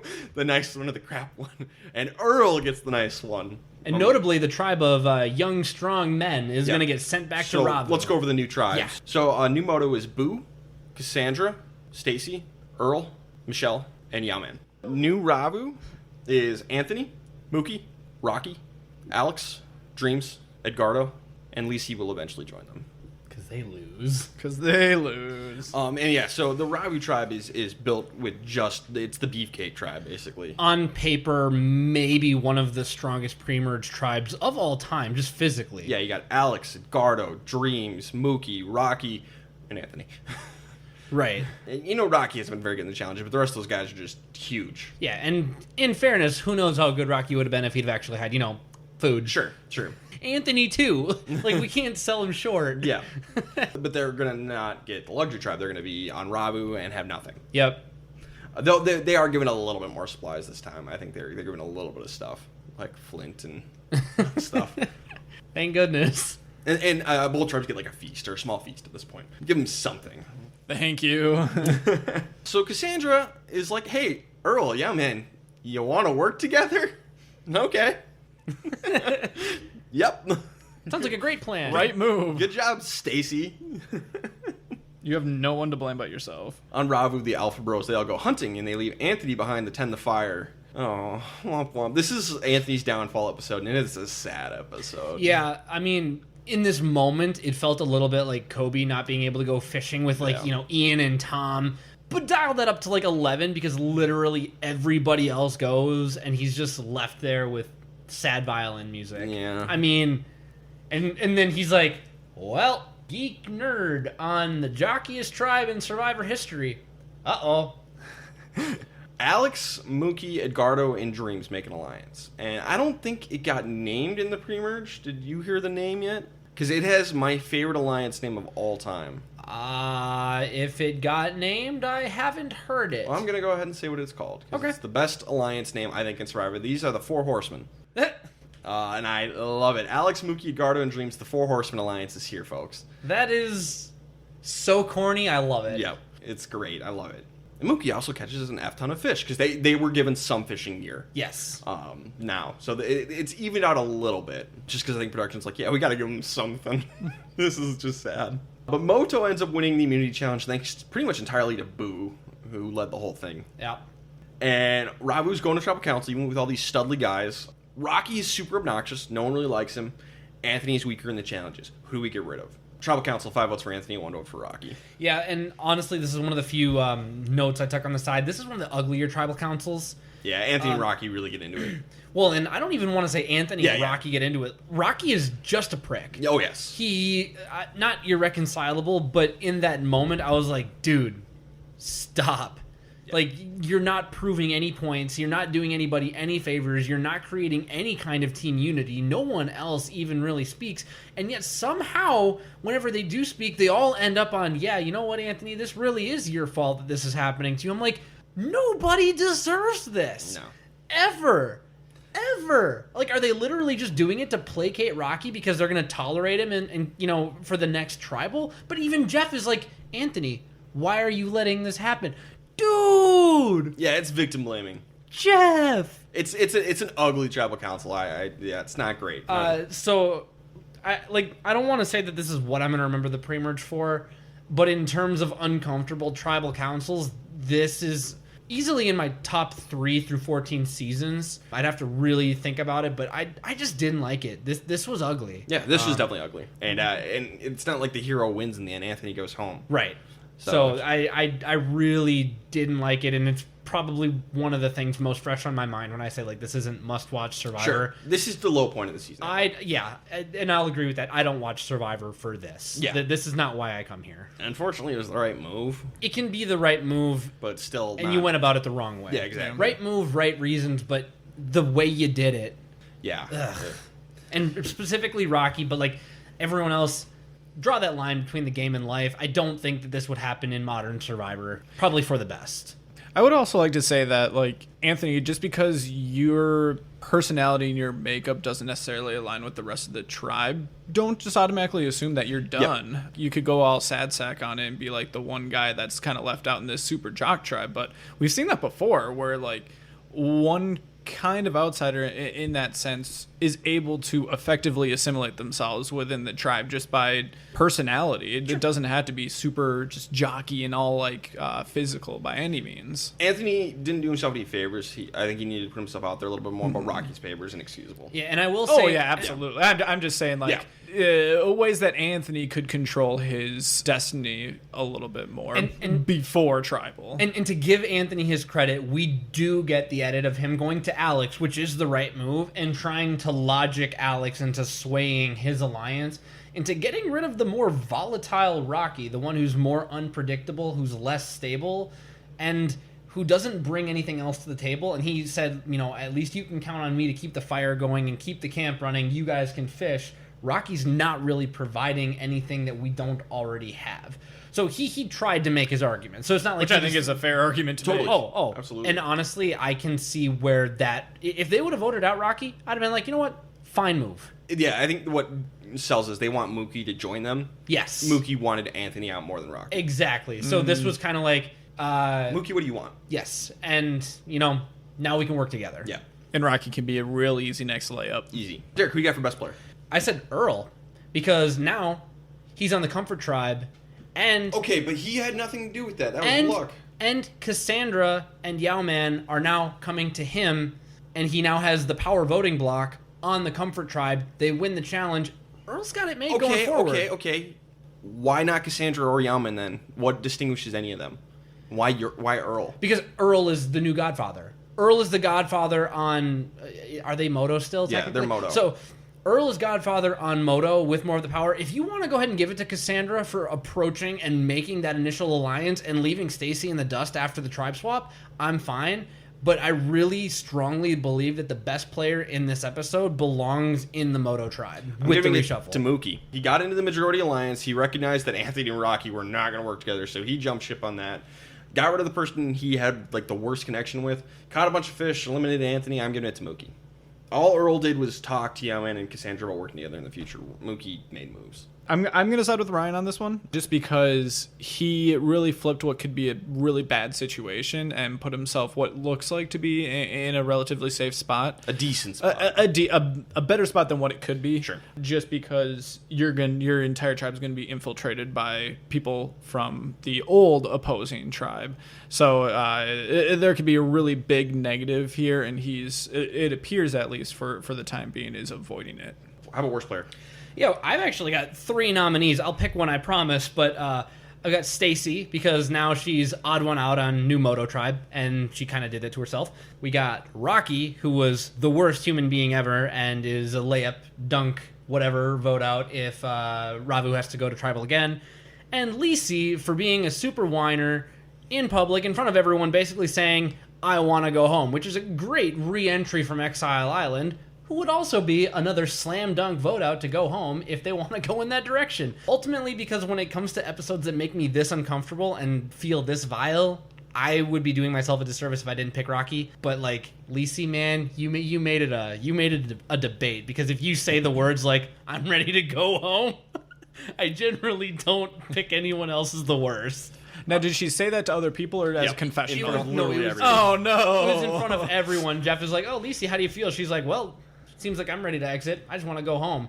And then Jeff is like, well, go to Exile. Maybe that'll give you some time to clear your head and, come back and play the game. And she's go like, to your room and think about what you said. and then she's walking down the beach and she's like, whatever, Jeff. Thanks. Like, oh, gee, thanks, Jeff. Gee, thanks, Jeff. And just like disappears. I'm like, wow. You're immune tonight, Lisi. You're welcome. But, it's Rocky. Terrible social game, and he lashed out at Anthony just so much. It was uncomfortable. Pretty easy. Josh loses his winner pick. Wah, wah. Anthony's gone. Doesn't make the jury. Josh. Yeah, not a great pick for the old Josh man here. Who is your new winner pick? Do you remember who you picked back in the day? I do not. Okay.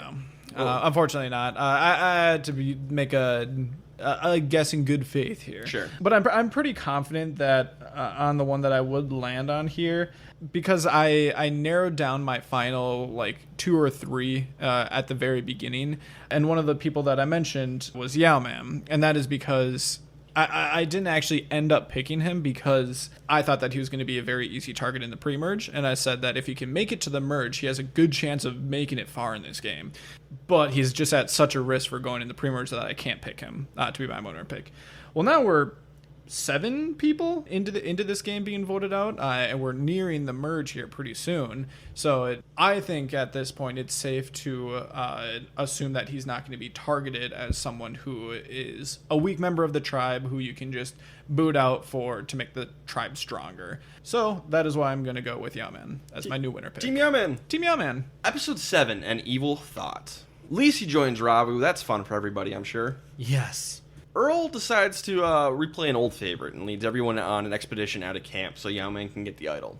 And he does. Yao Man has the hidden immunity idol and creates a fake idol and hides it. Yao Man creates the fake idol strategy. So another Survivor 201, the fake idol, which is effective. We saw this take down Jay in Survivor Millennial versus Gen X. The old fake idol classic. Makes you feel real safe and comfortable, and then all of a sudden you're out of the game. So Yao Man makes the fake idol. There may be one too many idols out here to find. Now, I believe back in Survivor Panama, I think Austin actually made the very first fake idol, but it never came into play, so they never didn't show it. But Yao Man wouldn't have known that. So we'll give credit to both. Yao Man independently came up with it. Good for him. But he just writes HII on it. He's like, it means hidden immunity. Or was it HI or just like I? I don't remember. But he just drew like a smiley face on half a coconut. And meanwhile, he's got like this beautifully sculpted like turtle necklace with beads. And I'm like, you know what? He's the only one that knows. Yeah. They don't know what it looks like. Fantastic. So we get a reward challenge where it's a flamethrowing reward challenge, but it's like you're like launching a fireball out in the air at targets. Mm-hmm. And Mookie's kind of making fun of Yao-Man because Yao-Man's like trying to get a feel for it. And Mookie's like, oh yeah, he's old and he's shaking, kind of making fun of his throw. Yao-Man scores.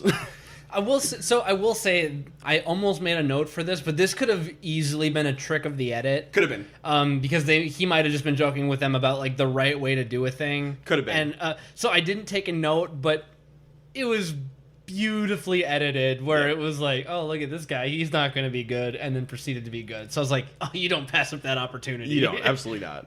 But Mookie, if you listen to this podcast, confirm it. Did the edit give you the old whoop-de-wop, or like, or were you making fun of Yao-Man and just got put in your place? Confirm this.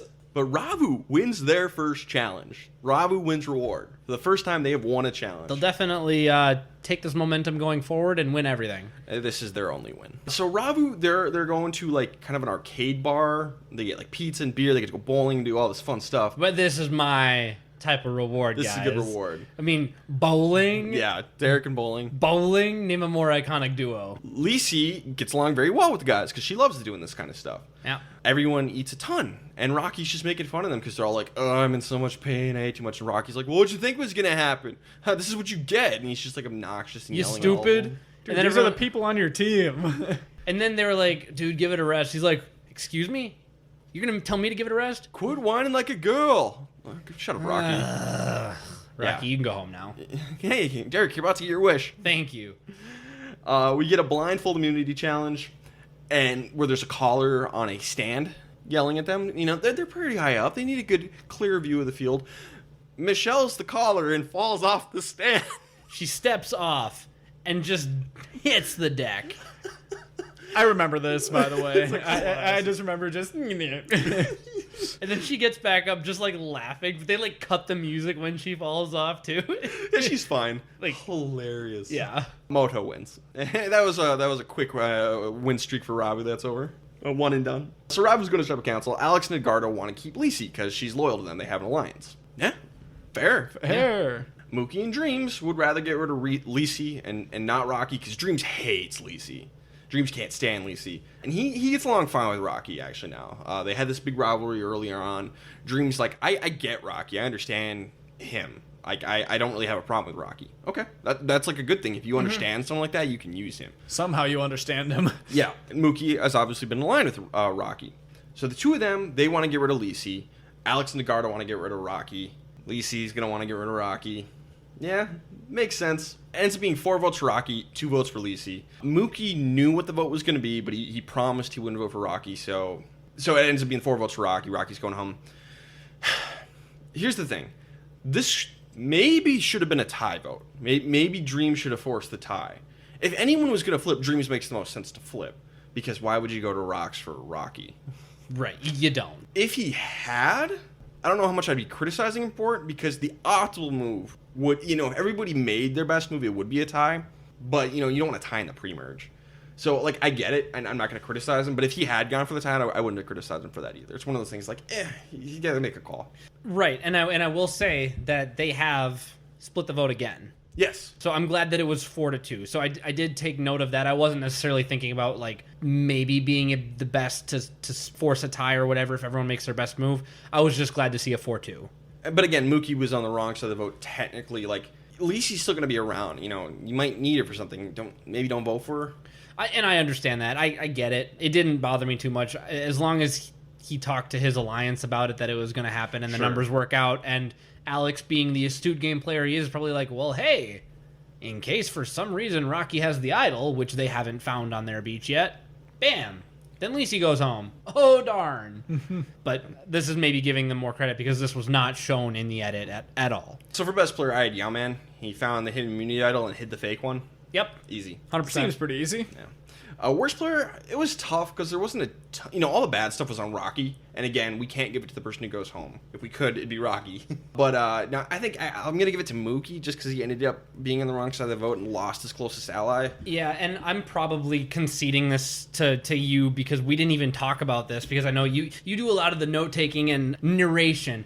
But one thing that went on over on Moto Beach, actually, is Boo thinks that he is pretty well entrenched on his tribe. Meanwhile, everybody behind him is like, yeah, we can get rid of him whenever. Like, I mean, they're talking about Stacy too a little bit. I think it might be next episode where Michelle has some words about Stacy. But Boo kind of thinks that he's like, top shelf liquor, and everyone else is like, yeah, dude, you're rail, and we got to get you out of here. Yeah, they talk about Boo is like, yeah, man's going next, and it's like, nah, Boo, it's probably you. And so, just based on social unawareness, I ended up picking Boo, even though he was on the winning tribe and was safe this week. I just didn't think that there was enough to give it to Mookie. So sorry, listeners, for not talking about Boo at all prior to this moment. I guess I'll go with Mookie. Yeah, that's fine. There wasn't much here. Yeah, I'll just kind of waltz on over to Ryan's side here. That's fine. All right, last episode of the pre-merge, episode 8. So you think you can Meke? I can't pronounce this. Meke. Edgardo decides to tell Mookie about the clues to Hidden Immunity Idol because they think they know where it is. They've gotten because Lisi told Alex, and Alex told Edgardo, and now Edgardo's told Mookie. Okay, so the regular game of telephone. Yes. As Lord Varys would say, it's now information. Yes, it's out there. First of all, Lisi probably should have told Alex and Edgardo, but you want some help finding this thing. Yama, you need help to get it. Okay, Lisi might need some help to get it. Tell Alex and Edgardo. Okay, fine. But why are you going to tell Mookie? He is not in your original alliance. He's a tertiary member of this alliance at best. Why are you telling him? And they end up searching. Edgardo, Mookie, and Alex, they search while Lisi and Dreams are asleep, and they manage to find it. But Mookie's the one who gets it. So the lowest person of the three of you has the idol now. And yeah, they all make a pact to use it together, but in confession, Mookie's like, yeah, it's my idol. I told them I would help them. It's mine. Yeah, this is a real Ty Scott moment. And then they decide not to tell the others. Okay, Dreams make sense. Don't tell Dreams. Yeah. Maybe tell Lisi? Maybe? You know, I say don't tell Lisi because she's got a mouth. Sure. And she might broadcast it to everybody. She might even go into tribal, or into a challenge and tell everyone. But Mookie's the one when Lisi wakes up, she sees Mookie putting dirt back on the spot. So she comes to the conclusion, oh, Mookie knows what the idol is. Alex must have told him. Now, at least he's not a good enough player to do anything with that information.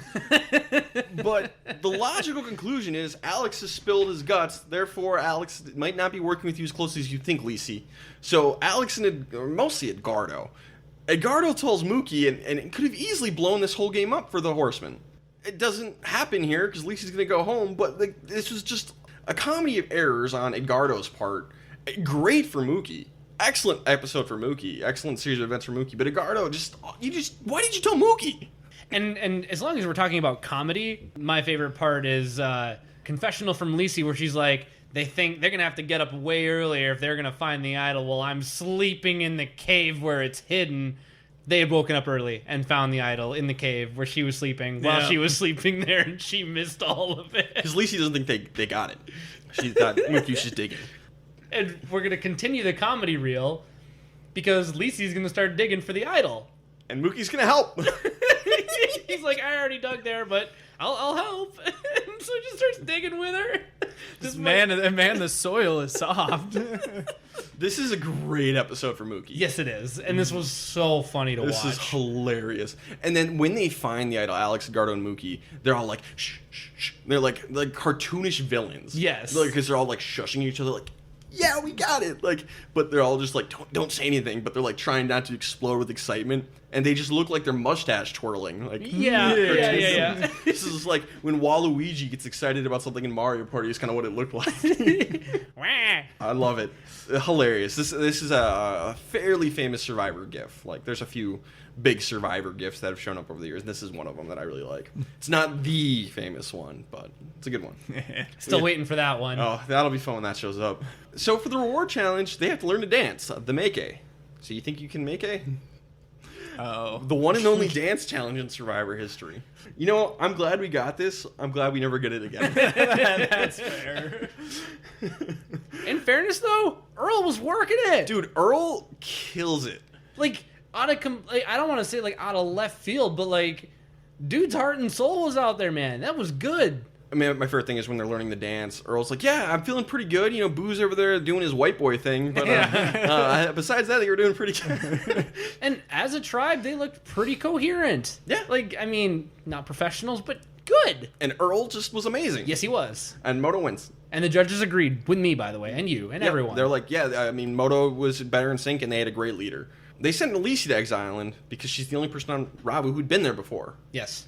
Duh! Wow, that's so hard to do. Also, hilariously, she doesn't have the idol, and her clue doesn't mean anything. And also, let's just take a second and talk about Lisi's performance in the challenge, where she was just, like, half-heartedly jabbing a spear up into the sky. And beforehand, she's like, why are we even doing this? This is a stupid challenge. Yeah, and she doesn't care. I mean, it might be a stupid challenge, but it's still the challenge. It's like... Just do it. She was, like, second-grade marching band kid who didn't want to be there. Lisi is the last person I'd want as a partner on The Amazing Race, because there's plenty of these challenges on The Amazing Race. Doesn't matter how stupid it is, you got to do it. The silly effort-based challenges? Come on now. She gets some karma, though. She gets sent to exile and gets hit by a massive storm, and it's hilarious. And she's like, I'm just gonna quit. Do it. Now, if this wasn't like back-to-back episodes, I probably would have felt for her being on that island with no cover through a freaking monsoon. But you know what? Now I'm just like, nah, this is nature's comeuppance. Like, this is, like, you did a crappy job at the dance, so the island was like, screw you, and your half-hearted effort. The island gods were upset. Finally, we get my favorite challenge of the season. It's kind of the archery immunity challenge, where there's 3 different weapons. There's, like, blow darts, spears, and bow and arrow. Yeah, Oh, this was a flashback to season 6. Yeah, the weapons demonstration, a classic, which I wish we still did. So, the first challenge, Boo, like, hits a bullseye with the blow dart. Amazing. Yep. Then for the second 2, the spear and the bow and arrow, Yao Man kind of has an odd, unorthodox approach for both of them. Like, he gets a big running start with the spear, and then he shoots the bow a really interesting way, and basically bullseyes both of them and wins it for Moto. Yeah. I will say, if you're ever throwing a spear, I didn't think that I had to tell people, but, like, grab it at the fulcrum, and Yao Man was the only one who, like, the edit showed him, like, finding the balance point of the spear. And he was also, like, I think one of 2 people who actually stuck it in the target, and Dreams was, like, inches from missing. Yeah. The spear one wasn't close, but, like, that bow and arrow one was cool. Yeah, because he gets down on one knee. No one else did that. He kind of fired up at the target. And again, only like 3 people even hit the target. And he was close. Yeah. Like, amazing. yeah. Also notable, Earl never even had to compete in this challenge. Because Yao Man and Boo won it, and basically Earl didn't have to ever go. So He was last in the rotation, so he never had to go. So you're just a really good cheerleader. So Edgardo is worried Dreams will flip to join Cassandra. Very good. Yeah. That's great. Fair. Fair fear. This is probably the most strategic thought that Edgardo has had in the edit to date. Yes. For the record, I like Edgardo. He seems like a nice guy. Oh my god, I love him. I put Edgardo on every season, please. Oh, jeez. Jeez. Wow. Like, This is after I think Derek was just crapping on him after the first episode. He hasn't He's been like, very Eduardo. He's not very strategically minded. He's made some dumb moves, but... no, and okay, I shouldn't say, like, put Edgardo on every season, but, like, he seems so nice and so lovable and charismatic that I want his archetype, his exact archetype, that kind of soft-spoken, humble, but just a great person on every season. I really enjoyed it whenever we got to hear from Edgardo. Yeah, Edgardo's good, and this is probably his most strategic moment so far. He did have that bad moment where he's like, Cassandra, I will probably vote you. Like I said, not very strategically minded. Nobody's perfect. At least he didn't start it. But then Lisi's like, guys, I want to go home. Just vote me out. Even if that's the case, hold her hostage. Hold her hostage. Yes. Derek's favorite strategic move. Who do you have? All right, Alex and Edgardo, who do you have? You got Lisi. Okay, she's going to work with you. She's in alliance with you. Mookie has been in alliance with you. We'll see, but he has an idol with you. You can't get rid of him. That leaves Dreams. That it's been a very up and down relationship. You get rid of Dreams. This is a no-brainer. Mm-hmm. Especially with every concern that now Edgardo and Alex have voiced for Dreams' ties to them come merge. Dreams is going to look for every reason to jump ship to the numbers immediately. Vote him out. Yeah, Lisi could quit, but she could quit after the merge, and it'll be quit. It'll be next to no harm to you. Honestly, if I'm Alex and Lisi's saying, like, I want to quit, I'd be like, okay, quit. We're still going to vote out Dreams. Your choice. Your move. Vote out Dreams, then quit. Yep. We're not voting You'll for get you. your revenge on Dreams because you hate Dreams. We'll vote him out and then you can quit. How about that? Then she changes her mind. It's like, guys, what if we don't vote me out? What if we vote out Dreams instead? Yes, do it! Wow. And then Alex is like, it's 10 minutes before Tribal. Who cares? Who cares? I don't care if you make the right move at the 11th hour as long as you make the right move. And also, right before Tribal is a totally viable strategy that has worked many, many, many times in Survivor. Going all the way back to the Australian Outback when Tina did it when the cameras were off. Yeah. On their way to Tribal, Yep. like walking. This is a perfectly viable strategy. Why don't you do a little research on Survivor, the Australian Outback, Alex and Edgardo? Yeah, or even Ian in season 10. Yep. When Ian goes to Kate and he's like, yeah, we're doing this. Do what you want. And guess what? She changed her vote. So, we get to Tribal Council. Amazing Tribal Council. Because Dreams, I don't know if it was a great move, but it was funny. Because he's like, Lisa doesn't even want to be here. We're going to vote her out. And she's like, well, I mean, I want to be here. And he's like, do you actually want to be here, though? And she's like hemming and hawing. And he's like, Alex, you want to be here? Yeah. Mookie, you want to be here? Yeah. Edgardo, you want to be here? Yeah. I want to be here. Lisa, do you want to be here? Well, it's not that simple. I'm ready to vote, Jeff.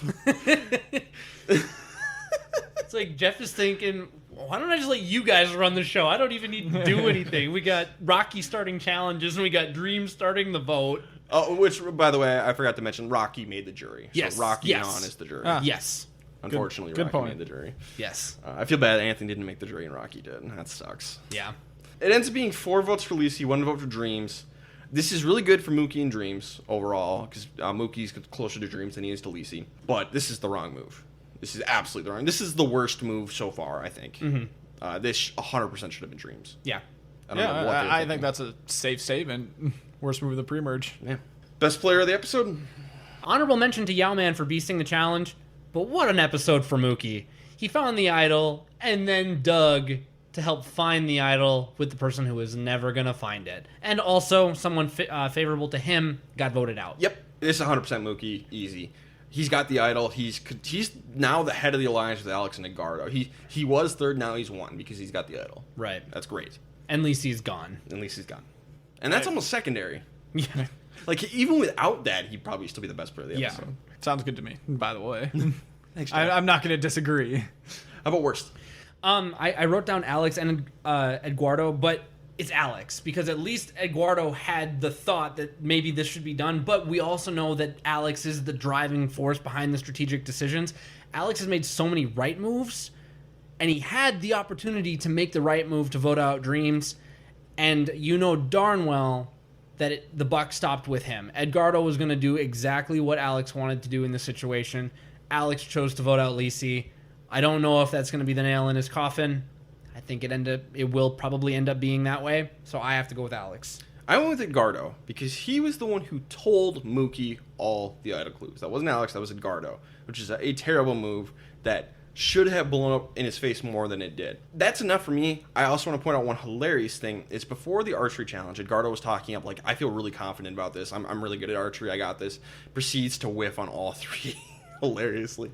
That I'm not going to count. I just thought it was funny. Yeah. But for telling Mookie about the clues, it allowed Mookie to get the idol instead of Edgardo or Alex. So I'd say Edgardo. It seems pretty close, but I'm going to side with Ryan here. That's fine. This one is splitting hairs. And Yeah. It's fair especially with the funny challenge thing. Yeah. I'll hold it against him. But it's not like he was walking around camp saying like, we got this in the bag. No. But it was great editing. Yeah. All right.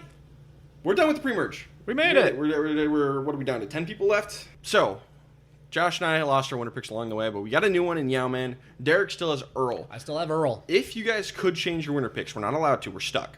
Would you change them and to who? Oh, no. I am not changing my winner pick, not even a little bit. When you've got Earl, who's currently Godfather, over on Moto with not a supermajority, but pretty much a supermajority, and Dreams, a total liability to immediately flip, it's got to be Earl. I love his position in the game so far, and I would not change it. I'm not switching either. Yeah, I think Yao-Man's a pretty good bet right now. Yao-Man's got an idol. He's got an idol too. Now, Mookie's got an idol, but Yao-Man's in the stronger position than Mookie. Yeah. And I will say, Earl knows that Yao-Man has an idol. Mookie's idol is hidden, but other people do know that Mookie has an idol. And a hidden immunity idol that is not hidden is not nearly as powerful. Yep, that's true. But I'm still sticking with Yao-Man. I understand that. Especially when there's 2 idols in the game. Yeah. That's fun. Yeah, and this is the first time we've had 2 idols in the game too, which is also another little fun thing. Yeah. Yeah, I'm stick with Yao Man. I'm very happy. Yeah. So, guys, through the pre-merge, out of everyone who's left, the final 10, who is the best player of the pre-merge? I mean, not to pick the low-hanging fruit, but I'm going to say Earl again. I think for someone, especially knowing that he's never, seen Survivor, he's got the social game down to a T. He's been good enough in the physical game. He kept everyone's hopes up and was kind of an intangible leader without ever really being assigned that role. He knows that Yao Man has the idol because Yao Man trusted him enough to go on that hunt with him. He's in this godfather position and was never really in any danger despite all the reasons that he should be. And for all those reasons, I feel like he's playing a very well-balanced game, the most balanced game of anybody, and I'm going to say Earl. I'm going to give honorable mention to Earl, but I'm going to go with Yao Man because he played almost the same game but started in a worse position because he's an older man. The fact that he has stuck around and not really ever been a target because he's been so valuable, amazing.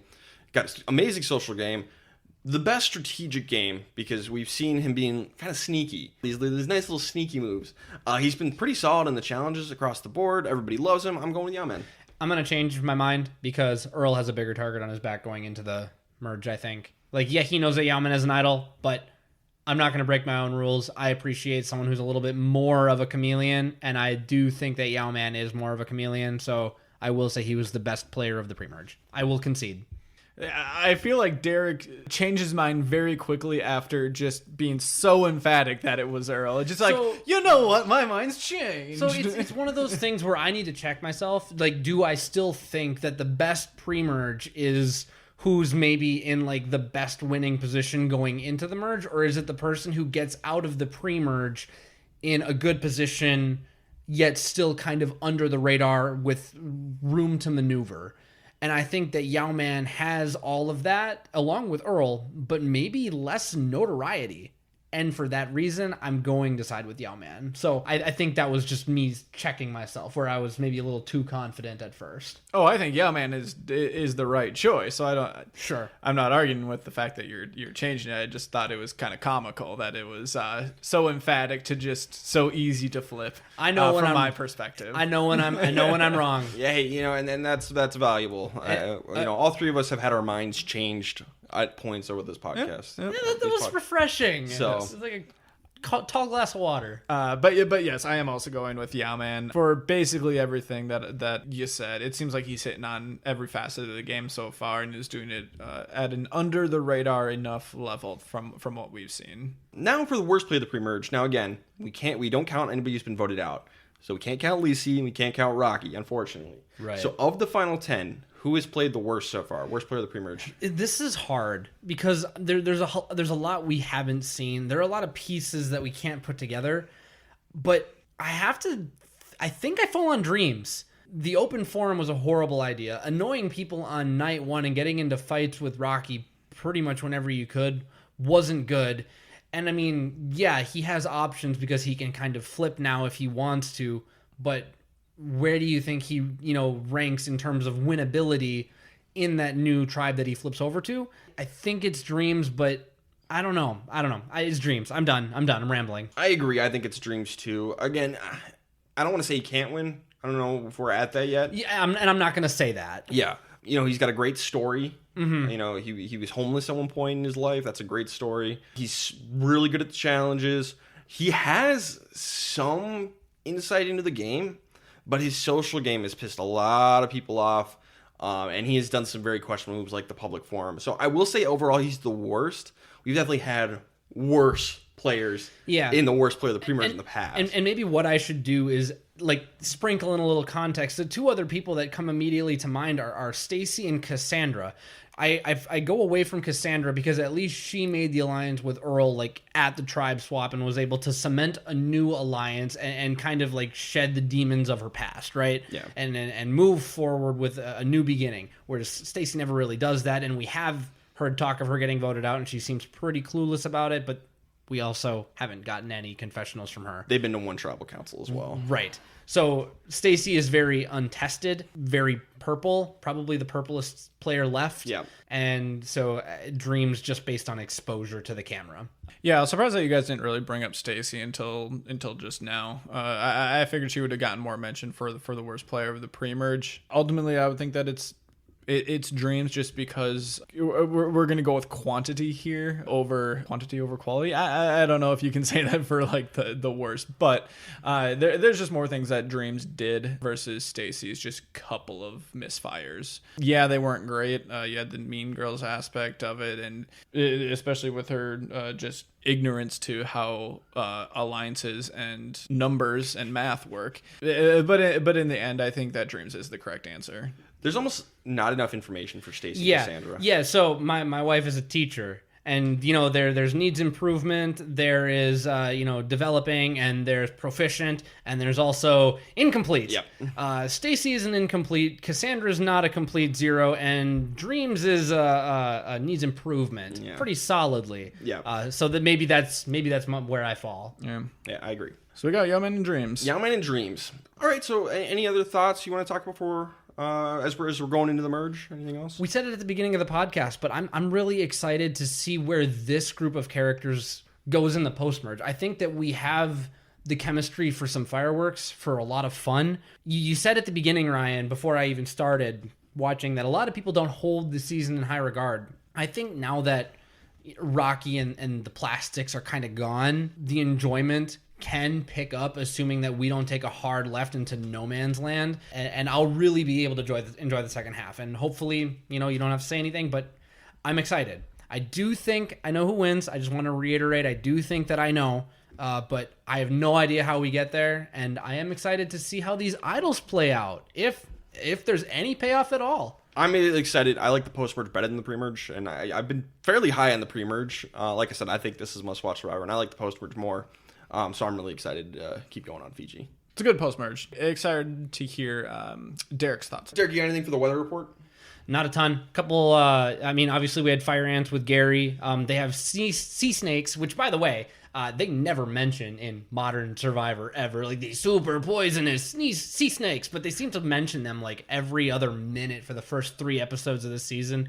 Even go so far as to Earl being like, chopping the head off the snake and being like, sorry, buddy, I just can't take that chance. Which, by the way, I thought was a metaphor for his game. And I was like, oh, payoff, please. But who's the snake? I don't know. Guess we'll have to find out. But as for weather, fire ants, I guess sea snakes, and then a couple monsoons. But for the most part, it doesn't seem too bad, especially for the Moto tribe, which has had it made. Moto's has had arguably, probably ever, the easiest run on Survivor. So, last thing, Josh, as our memorability consultant, you get to declare what the most memorable moment of the season is. So halfway through, we're at the pre-merge. What is the most memorable moment of the pre-merge? Yeah, so if you remember from the beginning of the episode, I said that I watched this about 4 years ago. And I said it wasn't really too memorable of a season. There wasn't really a whole lot that really stuck out to me. And I'm kind of struggling here in the pre-merge. There isn't a moment that just pops out to me as like, yep, that's it. I think I might need some recommendations here. If there's any nominees, I would very much appreciate them. I have 2. The 2 that stick with me the most is Gary and Anthony eating the pig snouts, which is just because I'm so disgusted by that. But my number 1 is Mookie, Alex, and Edgardo finding the idol, and just their reactions to finding the idol. I think is just hilarious. The only thing that I would say is Michelle falling off the stand, because it's just funny. But I don't know how much that will stick with me. That might just be because I watched the episode a couple days ago. So out of all 3 of those memories, none of them, when you just say like Survivor Fiji, don't like pop into my head. But out of those, only one of them I can actually picture just like frame for frame happening, and that's Michelle falling off of that off that stand. Like I can see the camera and just her just plopping off of it. So I'm going to go with her. Yeah. Early contender. Yeah. We'll see what comes in the post-merge, if anything surpasses that, but okay. Who knows? I think that's fair. All right, guys. That wraps it up. Next time we're going to be talking about the post-merge, so we'll see how that goes. I'm pretty excited. Anything else? No. You can follow us on Twitter at Castaway Pod and go ahead and give us any 5-star reviews. We love those. All right. This has been the Castaway Consultants. Got nothing else for you. Good night.